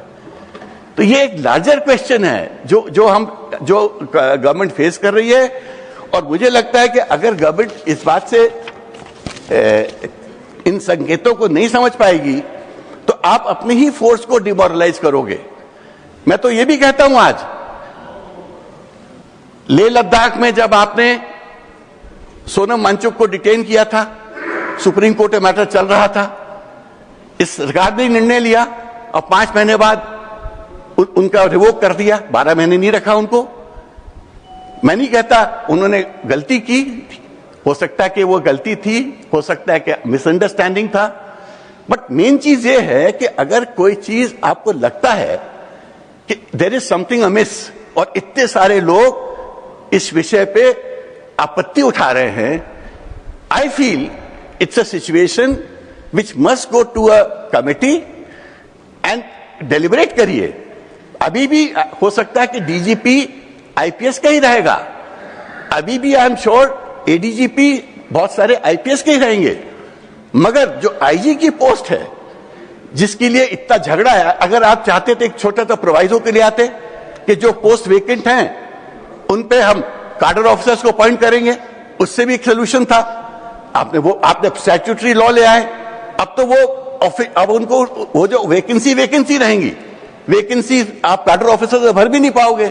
रूल रहता तो कम से कम आप वो सब कर सकते थे। तो मेरा यही कहना है कि ये जो बिल है इल कंसीव्ड है, जल्दी में लाया गया है, प्रेशर भी आया है, इस पे थोड़ा सा रीथिंक करिए नेशनल इंटरेस्ट में। थैंक यू, जय हिंद। राउत जी 3 मिनट्स। सब 0 ओवर में 3.5 मिनट देते हैं। आप बोल लेंगे, अब समय जो निर्धारित है। डेप्यूटी चेयरमैन सर, ये जो सेंट्रल आर्म पुलिस फोर्स का बिल आपने लाया है, ये आर्म फोर्स को वन अम्ब्रेला लॉ के अंदर लाने की आपकी कोशिश है। ये जो बड़े बड़े हमारे संस्थान हैं जैसे BSF, CISF, CRPF, ITBP, SSB, लेकिन ये सभी फोर्सेस में इतनी अनरेस्ट हम देख रहे हैं अभी कि आपका अम्ब्रेला फट जाएगा नहीं तो उड़ जाएगा। पूरा फोर्स में अनरेस्ट है। मुझे लगता है कि ये जो आप स्टेट एंड सेंट्रल में कोऑर्डिनेशन की बात कर रहे हो, ऐसा नहीं है। ये एक फोर्स की कमान कैप्चर करने की कोशिश है और ये ठीक नहीं है। ये बिल सिर्फ सीएपीएफ कैडर के अधिकारियों के खिलाफ नहीं है, ये न्याय भावनाओं के खिलाफ है। जिस फोर्स ने अब तक सैकड़ों बलिदान देश के लिए किए हैं, उस बलिदान से अर्जित मेरिट के खिलाफ है। मैं आपको बताता हूं ये बिल क्या है। एक्चुअली ये बिल क्या है, बहुत सीधा बिल है। ये बिल एक्चुअली क्या है, एक उदाहरण के तौर पर, बुरा मत मानिए, एक उदाहरण के तौर पर मैं बताता हूं। अमित शाह जी इस देश के गृह मंत्री हैं, दिन रात मेहनत करते हैं, देश के रक्षा के लिए समर्पित है। 370 हटाया, लॉ एंड ऑर्डर संभाल रहे हैं और भारतीय जनता पार्टी को जिताने के लिए बहुत मेहनत भी करते हैं। चुनाव आयोग, supreme court, ED, CBI, BJP को इस तरह से मैनेज कर लेते हैं कि बस और कोई मैनेज नहीं कर सकता है। गृह मंत्रालय के माध्यम से पार्टियों को तोड़ देते हैं, अपनी सरकार लाते हैं। लेकिन अचानक पीएमओ से ऑर्डर आती है,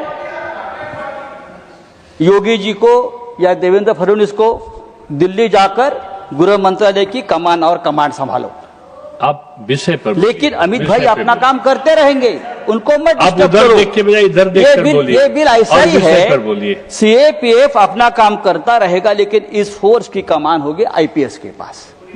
ये कमान संभालने की बात है।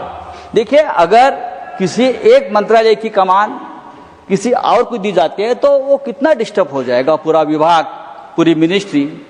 और यहाँ तो 5-5 फोर्सेस समय ने आपका साथ छोड़ दिया है। 5-5 फोर्सेस की कमान एक आईपीएस के कैडर के हाथ में आप दे रहे हो, और ये कमान के जो अधिकारी है, हाँ, उनको असिस्टेंट कमांड से डेप्यूटी कमांडेंट होने के लिए 15-15, 16-16 साल लगते हैं, और ये फोर्स का कोई डीजी नहीं बन पा रहा है।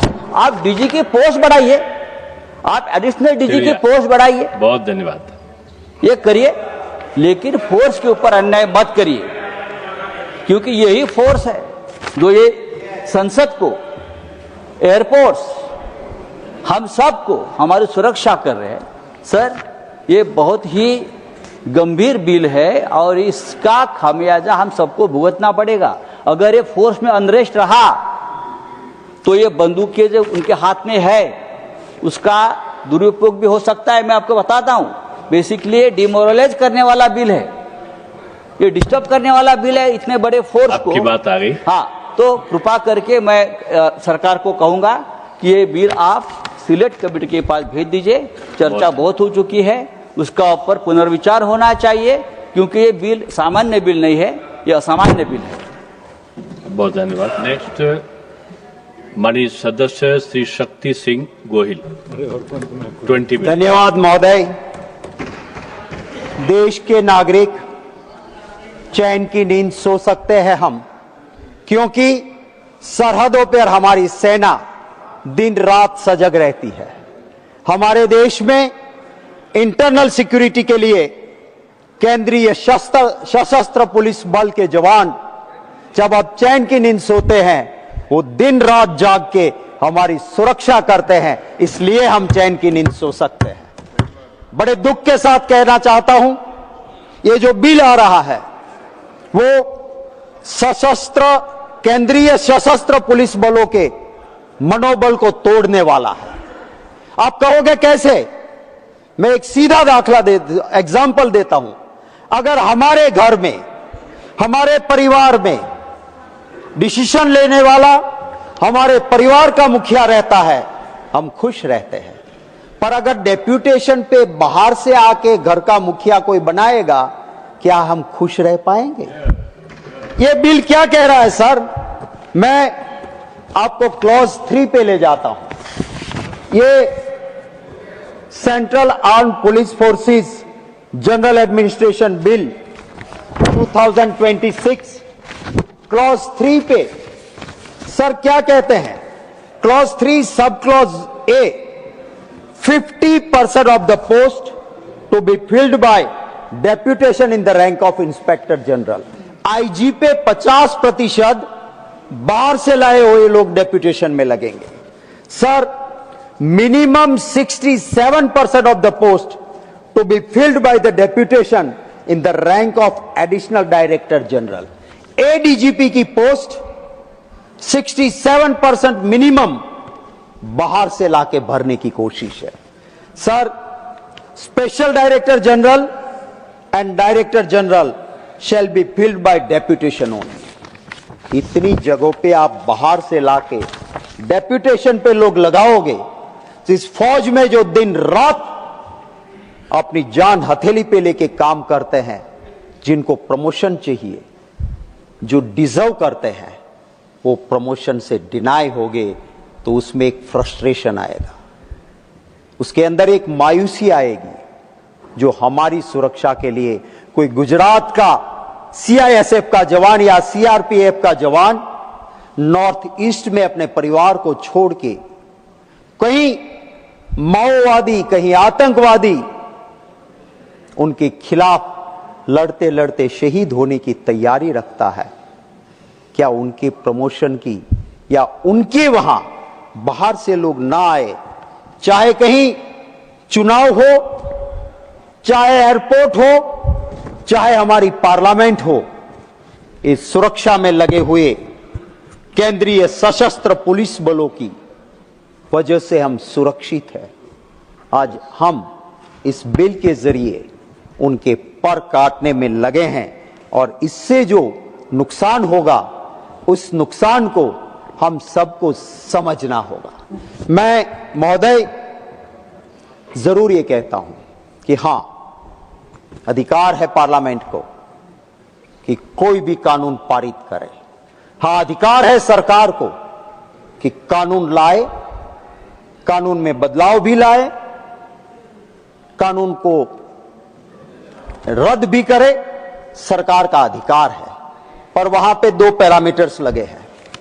एक, वो कानून राष्ट्र के हित में और जनता के भले के लिए होना चाहिए, और दूसरी कंडीशन है कि कोई भी कानून कॉन्ट्ररी टू द कॉन्स्टिट्यूशन, संविधान से विपरीत नहीं होना चाहिए, ऐसा कानून नहीं होना चाहिए।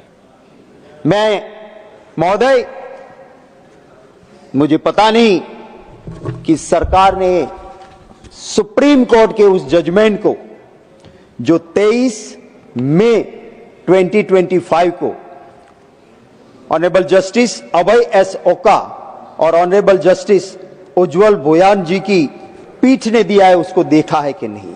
सर, इस जजमेंट के अंदर 3 चीजें कही गई। इन्हीं केंद्रीय सशस्त्र पुलिस बलों को पिटीशन के अंदर सेवा भर्ती नियमों में सभी परिणाम लाभों सहित 6 माह के भीतर आवश्यक संशोधन किया जाए। 1, 2, 6 माह के भीतर कैडर समीक्षा पूर्ण की जाए। 3, 2 वर्षों के भीतर महानिरीक्षक आईजी एसएजी स्तर तक प्रतिनियुक्ति के पदों में चरणबद्ध कमी की जाए। और यह जजमेंट के अंदर ऑनरेबल सुप्रीम कोर्ट ने इन इट्स ओन विजडम, अपने शानपन में सुप्रीम कोर्ट ने संविधान के आर्टिकल 14 और संविधान के आर्टिकल 16 को पूरी तरह से एक्सप्लेन किया है।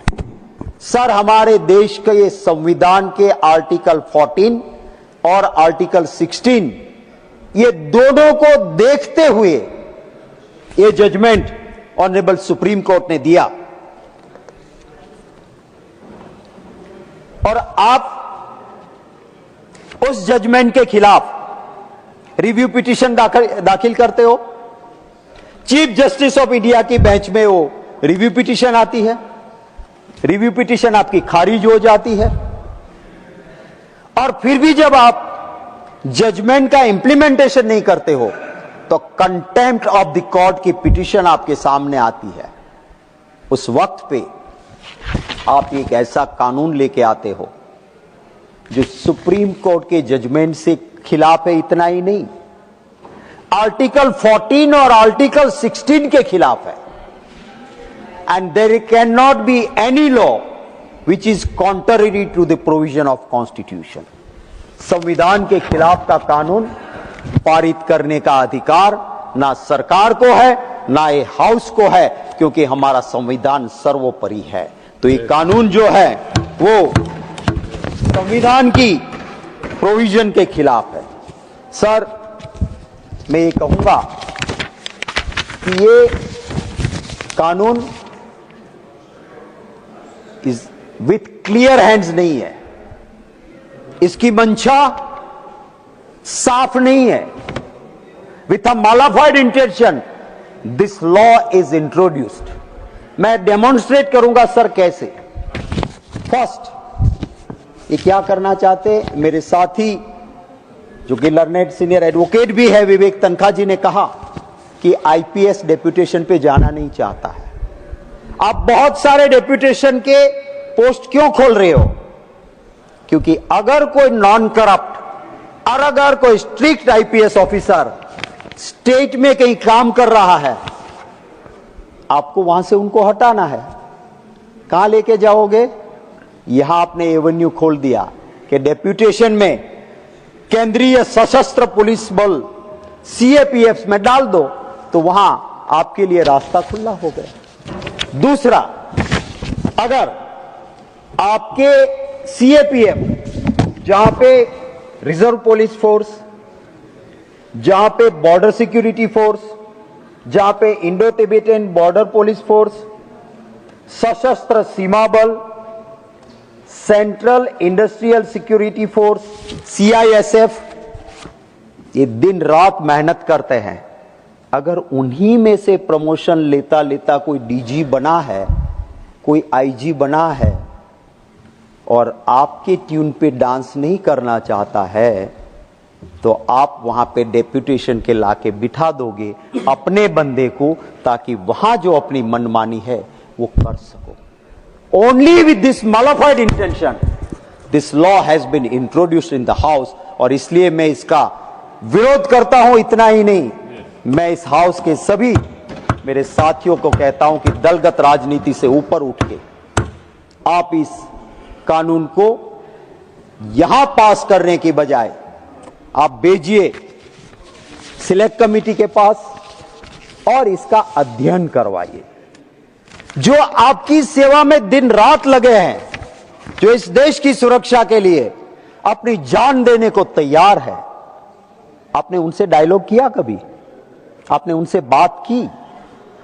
कोई भी कानून लोकतंत्र में जब ऐसे जांबाज जवान हमारे, उनके लिए आप ला रहे हो, तो क्या आपका यह फर्ज नहीं है कि उनसे संवाद हो कि आप क्या चाहते हो?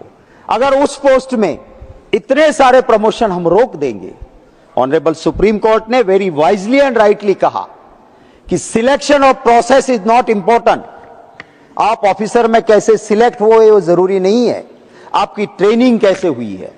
और मैं दावे के साथ कहता हूं सर, केंद्रीय सशस्त्र पुलिस बलों में जिनकी ट्रेनिंग होती है वो और एयर कंडीशन में बैठने वाले ट्रेनिंग से कहीं बेहतरीन, कहीं कड़ी ट्रेनिंग होती है। और वो दिन रात, वो कहा जाता है कि उनके ग्राउंड में जो घास उगती है वो पानी से नहीं, हमारे जवानों के पसीने से वहां पे घास उगती है। इतनी मेहनत ये करने वाले लोग हैं सर, उसको हम हटा के उनकी मेन पेस्ट पे लगाना चाहते हैं, वो किसी तरह से मैं मानता हूं कि ठीक नहीं होगा। सर, इस फौज में जो काम करने वाले केंद्रीय सशस्त्र पुलिस बलों में 54 अधिकारी सर, नहीं आप कंटिन्यू। हाँ, 54 ऑफिसर्स शहीद हुए। सर, कई जवान जिन्होंने दृष्टि गुमा दी, किसी का पांव गया है, किसी का हाथ टूट गया है, कहीं नक्सलवाद में काम करते हुए ब्लास्ट हुआ, शरीर के पुर्जे उठ गए हैं। ऐसी फौज के लोगों के लिए हम ये क्या करने जा रहे हैं? क्या सिर्फ सर सरकारें आती है जाती है? सर, इस दुनिया में कोई परमानेंट नहीं है। सबसे बड़ा युद्ध महाभारत का हुआ, लेकिन उसके बाद आज वही हरियाणा में कुरुक्षेत्र की भूमि है, वहां ना पांडवों के पास कब्जा है ना कौरवों के पास है, दोनों का चला गया है। आप हो या हम हो, एक दिन इस दुनिया से जाना है। कम से कम ऐसे हमारे जांबाज जवानों के लिए ये ना करे, मैं कहना चाहता हूं। सर, ये सरकार वोट बैंक राजनीति में सबके लिए जरूरी होती है, करते हैं, पर वोट बैंक पॉलिटिक्स के लिए भी कुछ जगह इस देश की परंपराएं रही है कि हमने ऐसी जगहों पे वोट बैंक पॉलिटिक्स से ऊपर उठे हैं, और ऐसे अनेक उदाहरण आपको मिलेंगे। पर हर जगह पे वोट बैंक पॉलिटिक्स के लिए काम करना ये भी ठीक नहीं होता है।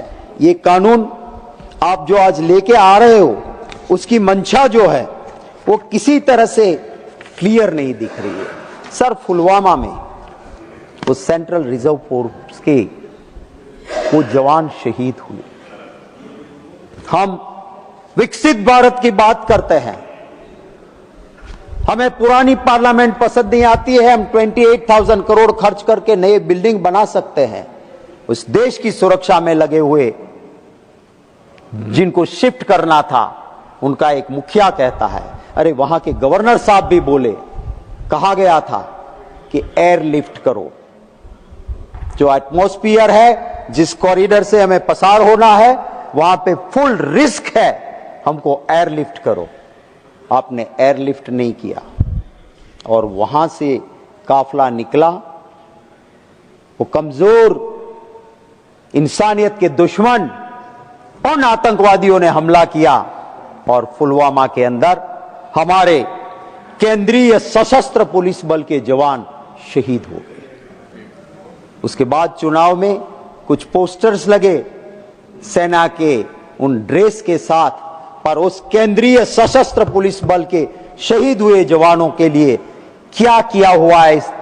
जब अगर गृह मंत्री जी चुनाव से वक्त मिल जाए, सुनने के लिए तो नहीं बैठे हैं, जवाब देने के लिए कम से कम वो आ जाएं, तो इस बात का जवाब दे हमको कि क्या आपने उसको शहीदी का रैंक दिया?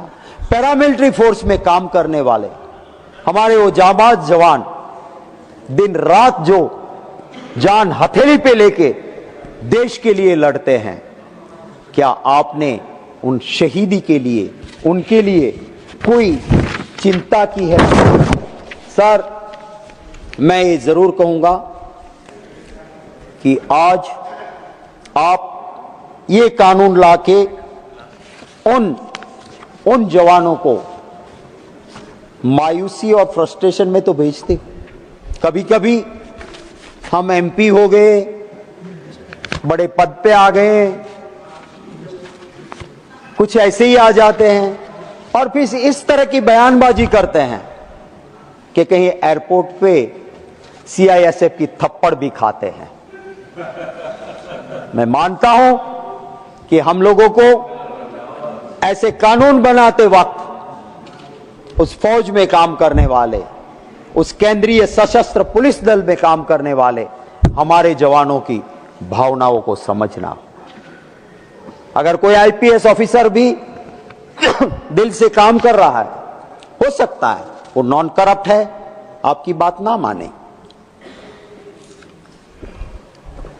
हो सकता है पार्टी कोई भी पावर में हो, वो जनहित से ऑपोजिशन की बात ना माने। ये डेप्यूटेशन सर एक ऐसा शस्त्र है कि ऐसे नॉन करप्ट स्ट्रिक्ट ऑफिसर को स्टेट से उठा के कहीं पर भी डाल दो।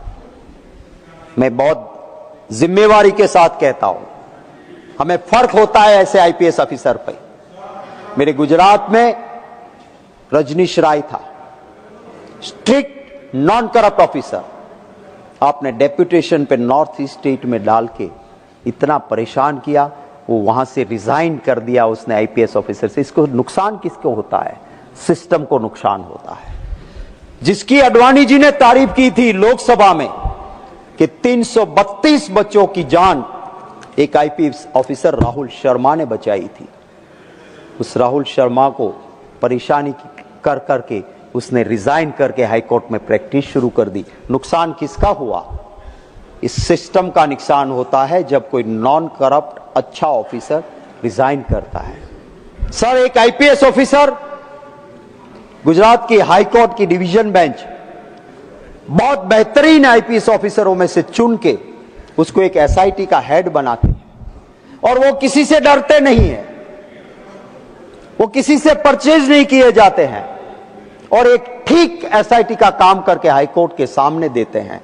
उसको डेप्यूटेशन में गुजरात से ले जाके जो डीजी बनना चाहिए, साउथ में उस आईपीएस ऑफिसर को डेप्यूटेशन पे भेजा जाता है और वो सतीश शर्मा जब रिटायर होने के एक दिन पहले उसको रिमूवल फ्रॉम दी सर्विस करके एक नॉन करप्ट अच्छे ऑफिसर को इसलिए परेशान किया जाता है क्योंकि आज के होम मिनिस्टर को उसने अरेस्ट किया था। क्या ये बदला लेने की कोई जगह है? क्या ये वो जगह है जहां हम नॉन करप्ट और अच्छे ऑफिसर को प्रमोट करने की बजाय, उसको मेडल देने की बजाय उसको डेप्यूटेशन पे भेजेंगे? और यही इस कानून का मतलब है सर। आप कितने आईपीएस ऑफिसर्स को केंद्रीय सशस्त्र पुलिस बलों में क्लॉज 3 के जरिए आप डेप्यूटेशन पे भेजोगे और इसका इंपैक्ट किसके ऊपर होगा? महोदय, इसका नेगेटिव इंपैक्ट वो जो दिन रात उस फील्ड में काम करते हैं, चाहे वो central reserve police force CRPF हो, बॉर्डर सिक्योरिटी फोर्स बीएसएफ हो, इंडो तिबेटियन बॉर्डर फोर्स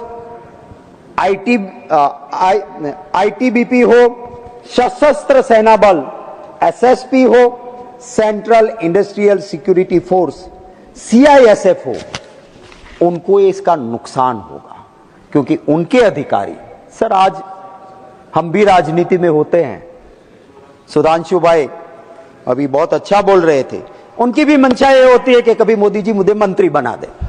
हालांकि ऐसे विद्वान लोगों को मंत्री बनाते नहीं, पर होती है कि भाई एक जगह पे मेरा प्रमोशन हो। और हम जैसे पॉलिटिक्स में तो ये प्रमोशन के लिए क्या क्या नहीं करते हैं। यही चीज मेहनत जान हथेली पे लेके लड़ने वाला ऑफिसर वो चाहता है कि मैं मेरे फोर्स का डीजी बन के रिटायर हूं, मैं मेरे फोर्स का आईजीपी बन के रिटायर हूं। मेरी ही रैंक का आदमी अगर दूसरी जगह पे है तो उसका प्रमोशन हो रहा है तो मेरा भी प्रमोशन हो। उनकी मांग सिर्फ यही है और इस बिल के जरिए उनकी मांगों को, उनके ख्वाबों को रौंदा जा रहा है, उनके ख्वाबों का सत्यानाश हो रहा है। और हाँ जी, मैं कंक्लूड कर रहा हूं सर, और इसलिए मैं आपके जरिए महोदय, आपके जरिए सरकार से अनुरोध करता हूं कि इस बिल को हड़बड़ी में पास करने की, बहुमत से पास करने की कोशिश ना हो। इस बिल को वापस लेके सिलेक्ट कमेटी को भेजा जाए। डायलॉग कीजिए, आपके हैं, केंद्रीय सशस्त्र पुलिस दल के आपके ऑफिसर्स, आपके जवान हैं, उनसे बात करके फिर ही इस बिल को लाया जाए। धन्यवाद महोदय। नेक्स्ट माननीय सदस्य प्रोफेसर मनोज कुमार झा, 4 मिनट्स। मैं जानता था माननीय सभापति महोदय आप वक्त का जिक्र करेंगे, तो वक्त रहता नहीं, कहीं टिककर इसकी भी आदत आदमी सी है। तो बहरहाल माननीय उपसभापति महोदय, 1 आध मिनट ज्यादा ले लूंगा, उससे ज्यादा मैं रिपीट नहीं करना चाहता। माननीय सदस्यों ने, हमारे साथियों ने व्यापक दृष्टिकोण से इसके समक्ष अपनी बातें रखी हैं। मैं एक बात कहूं, माननीय नेता सदन भी हैं, मैं विश्वविद्यालय में शिक्षक हूं, हो सकता है कि मैं वाइस चांसलर ना बनूं, लेकिन कानूनी तौर पर मेरी बाध्यता ऐसी ना करिए कि तू वाइस चांसलर नहीं बन सकता। मेरी इस बिल से मूल अवधारणागत प्रतिरोध इसलिए है कि highest position in an organisation, people from the organisation can not even aspire to reach there. मैं क्या ही कहूं, बहुत विचित्र दौर है माननीय उपसभापति महोदय। महापुरुष जो इतिहास के थे, उनको लड़ाते लड़ाते नेहरू पटेल, नेहरू गांधी, नेहरू सुभाष, और अब बात बीजू बाबू तक आ गई। तो खैर मैं इसमें जाना नहीं चाहता, लेकिन don't put a force against each other. I think this is against the basic spirit of our constitution and the way it was envisaged. माननीय उपसभापति महोदय, मेरा यह मानना है कि अभी जब हम लोग यहां बात कर रहे हैं, तो उस सदन में संभवतः लेफ्ट विंग एक्सट्रीमिज्म के खात्मे पे बातचीत हो रही है, और अच्छी बातचीत हो रही है, मैंने लॉबी में बैठ के देखा। लेकिन इसमें महत्वपूर्ण भूमिका किन्होंने निभाई? They are the unsung heroes, the CAPF. I would say unsung. Unsung इसलिए न सर, श्रद्धांजलि के देश में हम तब्दील हो गए। शव, पार्थिव शरीर आया, श्रद्धांजलि हुई, तस्वीरें खींची गई, और हमारे कर्तव्यों की इतिश्री हो गई। हमें चिंता नहीं कि उनका प्रमोशन क्या हो रहा है, वो किस हालात में जी रहे हैं। माननीय उपसभापति महोदय, स्टेक होल्डर से तो बात हो। आपके तमाम बिलों में मैं इन दिनों देख रहा हूं, स्टेक होल्डर कंसल्टेशन का कोई उसकी पृष्ठभूमि नहीं है। माननीय उपसभापति महोदय, ये परिस्थितियां विचित्र हैं। अगर एक सेकंड लेफ्टिनेंट आर्मी में can aspire to become the chief of the army, shouldn't it apply here? Coast Guard is headed by somebody from within the cadre, तो ये क्या गुनाह किया है सीएपीएफ के हमारे अधिकारियों ने, मैं एक और हमारे जवानों ने। मैं माननीय उपसभापति महोदय, आपके माध्यम से ये कह रहा हूं कि इनमें, जब मैं यहां आज बोल रहा हूं, एक व्यापक धारणा है। मैंने दोनों ग्रुप से बात की है, आईपीएस ऑफिसर से भी मेरे कंसल्टेशन हुए, कई दोस्त हैं। मैं संभवतः इस सदन में कुछ लोगों में होऊंगा जिसने वो परीक्षा दी और असफल हुआ, तो मैं सिविल सर्विसेज का भी असफल विद्यार्थी हूं। लेकिन मैं जानता हूं सर, हर फोर्स का एक डोमेन होता है। ये डोमेन ट्रेसपासिंग उचित नहीं है सर। मैं आपके माध्यम से यह आग्रह करूंगा, एक सेकंड क्लास सिटीजनशिप वाली फीलिंग उनके अंदर आए, और वो भी तब जब उनके अंदर एक भरोसा हुआ था न्यायालय के निर्णय के बाद कि हमारे जो पेंडिंग डिमांड है, प्रमोशन से लेकर के हिरार्की में जो एक चोकिंग थी उसको खात्मे की, उस पर हमें विचार करने की आवश्यकता थी। माननीय उपसभापति महोदय, एक चीज मैं माननीय नेता सदन के समक्ष भी रखूंगा। मुझे अक्सर, सर घंटी पर मत बजाइएगा, मैं खुद बैठ जाऊंगा। उसके बाद आपको मैं घंटी आज नहीं बजाने दूंगा, मैं खुद ही बैठ जाऊंगा। मैं सिर्फ एक चीज कहता हूं, विद्यार्थी जीवन से मुझे एक चीज समझ में नहीं आती थी। हर स्टेट के होम सेक्रेटरी का डोमेन पुलिसिंग होता है। कितने स्टेट्स में आईपीएस होम सेक्रेटरी है? Why such positions are occupied by a person who is not trained within that. और वही तर्क मेरा यहां भी है माननीय सभापति महोदय। एक ऑर्गेनाइजेशन में जो डेपुटेशन पे 2 साल आते हैं, वो ऑर्गेनाइजेशन के मर्म को, उसके प्रियम्बल को, उसके सिद्धांतों को उस रूप में नहीं समझ पाएंगे जिस रूप में एक विद इन द कैडर व्यक्ति फील करता है। अंततः उपसभापति महोदय, जय हिंद बोलने से पूर्व मैं आग्रह करूंगा माननीय सभी सदस्यों से कि एक बेहतरीन खूबसूरत बिल लाइए, लेकिन स्टेक होल्डर कंसल्टेशन के बाद इसे सिलेक्ट कमेटी में भेजिए। यही मेरा आपसे आग्रह है। और जय हिंद, ताकि हमारे जवानों को लगे कि सिर्फ ये देश श्रद्धांजलि का देश नहीं है। बहुत धन्यवाद आपका। श्रीमान अजय माखन जी।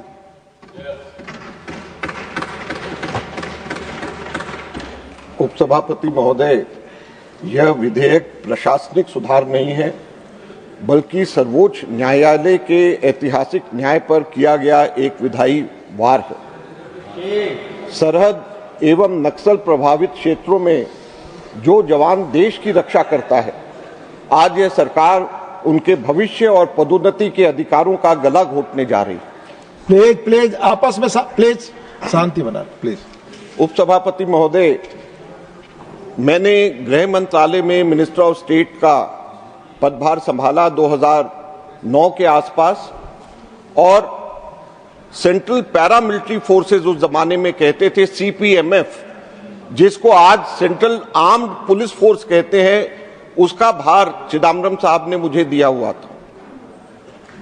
उपसभापति महोदय, ये समझना जरूरी है कि सेंट्रल पैरामिलिट्री फोर्स और सेंट्रल आर्म पुलिस फोर्स में, पैरामिलिट्री और आर्म पुलिस में दोनों के अंदर जब फर्क आ जाता है तो क्या फर्क होता है?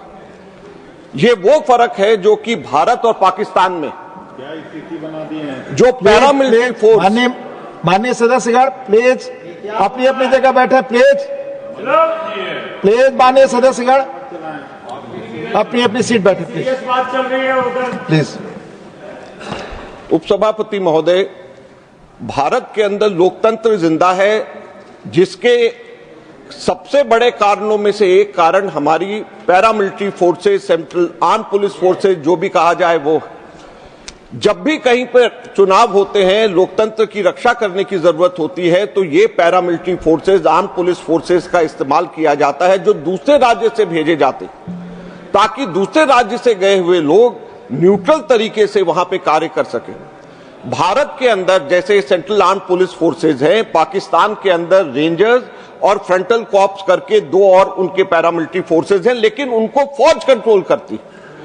और जब फौज उनको कंट्रोल करती है तो इस वजह से पूरा का पूरा लोकतंत्र के ऊपर फौज का कंट्रोल हो जाता है। उपसभापति महोदय, भारत के अंदर जैसे मैंने कहा कि ये सरहदों पे नक्सल प्रभावित क्षेत्रों में इसका बहुत बड़ा योगदान रहा। कोबरा बटालियन 2009 के अंदर हम लोगों ने बनाई थी। उस वक्त मैं एमओएस होम था और हम लोगों ने, चिदम्बरम साहब ने, हम लोगों ने सेटअप किया था, जिसका आज बहुत बड़ा योगदान नक्सल को हटाने के अंदर रहा है। जब हमारे गृह मंत्री बोलते हैं कि मैं नक्सल को इस मार्च तक के 31 मार्च तक के खत्म कर दूंगा, भारत का नक्शे से हटा दूंगा, तो उसके पीछे सबसे बड़ा कारण हमारे इन जवानों के, इन अधिकारियों की कुर्बानी है, उसके अलावा कुछ नहीं। असिस्टेंट कमांडेंट अजय मलिक, जिन्होंने अभी झारखंड के अंदर ही जिन्होंने एक आईडी ब्लास्ट के अंदर जिनको अपने पांव को खोना पड़ा, 15 वर्ष उनको नौकरी करते हुए हो गया असिस्टेंट कमांडेंट की, उनकी अभी तक के प्रमोशन उपसभापति महोदय नहीं हुई है। इससे बड़े दुख की क्या बात हो सकती है। और यहां पर स्टैग्नेशन का ये हाल है। मैं ये बताना चाहूंगा उपसभापति महोदय कि सीआईएसएफ के अंदर 30 साल लगते हैं एडीजी बनने के लिए, डीआईजी बनने के लिए 20 साल लगते हैं, सीनियर कमांडेंट बनने के लिए 15 वर्ष सीआईएसएफ के अंदर लगते हैं। और वहीं पे जो आईपीएस होता है 15 वर्ष के मुकाबले वो 7 वर्ष के अंदर एसपी और डीआईजी के लेवल पे सीनियर कमांडेंट के ऊपर बन जाता है। इतनी स्टैग्नेशन यहाँ पे पैरामिलिट्री फोर्सेस के अंदर है। हमारे पैरामिलिट्री फोर्सेस के अंदर 529 लोगों ने पिछले 5 वर्षों के अंदर अपनी जान दी। ये 150 अधिकारियों की लिस्ट है, जो अधिकारियों ने 150 अधिकारियों ने अपनी शहादत दी है हमारे देश के लिए, सरहदों की रक्षा करते हुए, नक्सलों के खिलाफ में लड़ते हुए। और आज हम उन लोगों की प्रमोशन को रोक रहे हैं, आज हम उन लोगों की स्टैग्नेशन को हम बढ़ावा दे रहे हैं। इससे ज्यादा शर्म की बात नहीं हो सकती। जो न्यायालय ने हमें न्याय दे दिया, जब न्यायालय ने बार बार, एक बार नहीं 6 बार, मैंने आज सुबह भी बोला, चाहे वो 2015 का केस रहा हो जीजे सिंह का, चाहे 2019 का केस रहा हो हरानंद का, चाहे 2020 में तरुण कुमार का केस रहा हो, चाहे संजय प्रकाश का केस 2025 मई में रहा हो, अक्टूबर 2025 रिव्यू पिटीशन रहा हो, जनवरी 2026 के अंदर फिर रिव्यू पिटीशन रहा हो, हर बार सुप्रीम कोर्ट ने और हाई कोर्ट ने कहा कि इन अधिकारियों के साथ अन्याय हो रहा है क्योंकि आर्टिकल 14 और आर्टिकल 16 का उल्लंघन है। इन लोगों को न्याय नहीं मिलता, इनको न्याय मिलना चाहिए। आज हम लोग पूछना चाहते हैं सरकार से कि जब कोर्ट्स ने, सुप्रीम कोर्ट ने संविधान को ध्यान में रखते हुए, आर्टिकल 14, आर्टिकल 16 का ध्यान रखते हुए जब ये कहा कि इनको न्याय मिलना चाहिए, इनको इतने समय एक ही पद के ऊपर बने रहने का कोई अधिकार नहीं है, तो फिर क्यों यह सरकार कानून के द्वारा जो न्यायालय ने इनको न्याय दिया है उसको बदलने की कोशिश कर रही है? ये आज हम पूछना चाहते हैं। और ये केवल 13,000 अधिकारी नहीं है। उपसभापति महोदय, मैं बोलना चाहता हूं, बताना चाहता हूं, सदन के सदस्यों को बताना चाहता हूं, सरकार को बताना चाहता हूं, क्योंकि एक पक्ष की बात शायद सुनी जा रही है। एक व्यक्ति जब प्रमोट होता है अधिकारी, तो उसके नीचे 11 और नीचे तक के लोग प्रमोट होते हैं, लाइन नीचे तक जाती है। तो ये केवल 13,000 अधिकारी नहीं, बल्कि 10 लाख हमारे पैरामिलिट्री फोर्सेस के साथी हैं जो लोग इससे प्रभावित हो रहे हैं। ये सिर्फ 12-13 हजार नहीं। उपसभापति महोदय, लेकिन इसका, इन सब चीजों से इसका नतीजा क्या हो रहा है?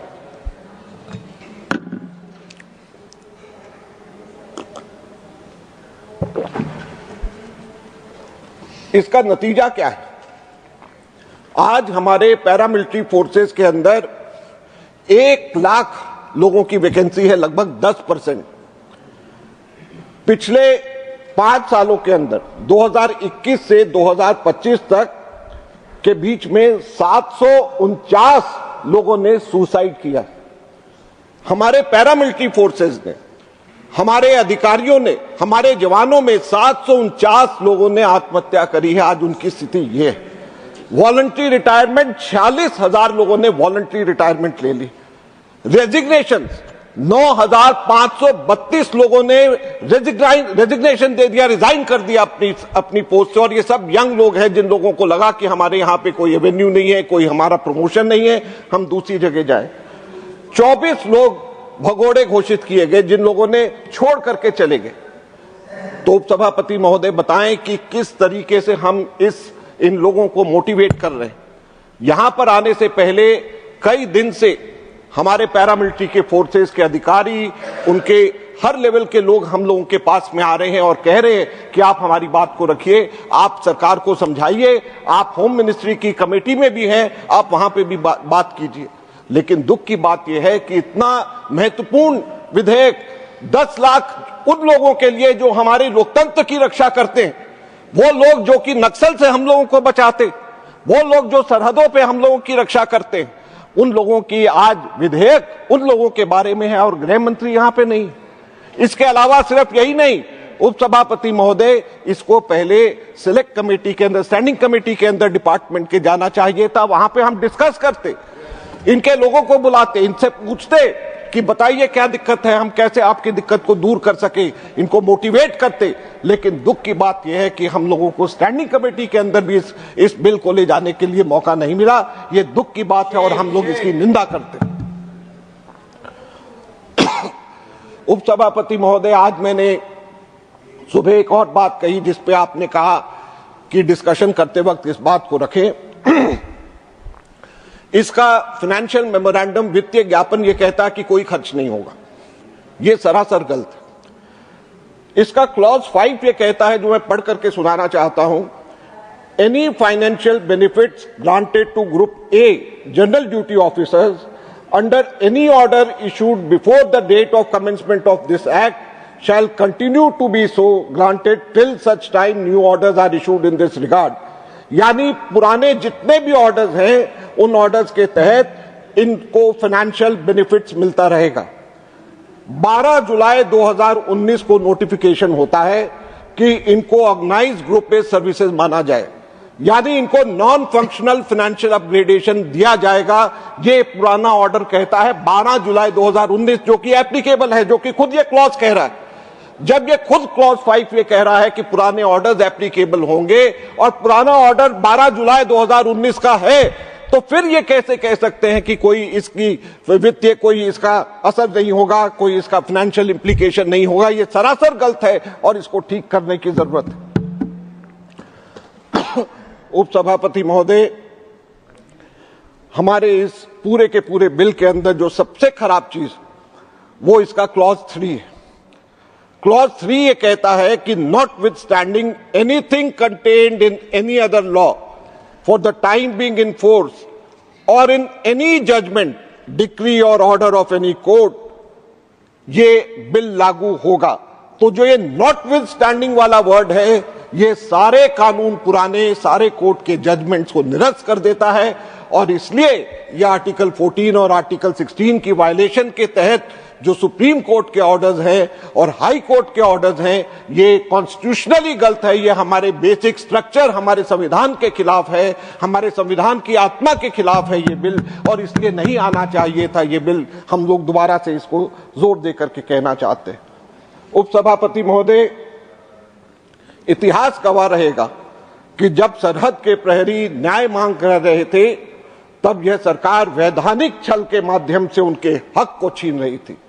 हम अपने जवानों के मनोबल को नौकरशाही की भेंट चढ़ते नहीं देख सकते, इसलिए हम इस अन्यायपूर्ण विधेयक का पूर्ण विरोध करते हैं। इस बिल को वापस लिया जाना चाहिए। धन्यवाद। धन्यवाद माननीय श्री अजय माकन जी।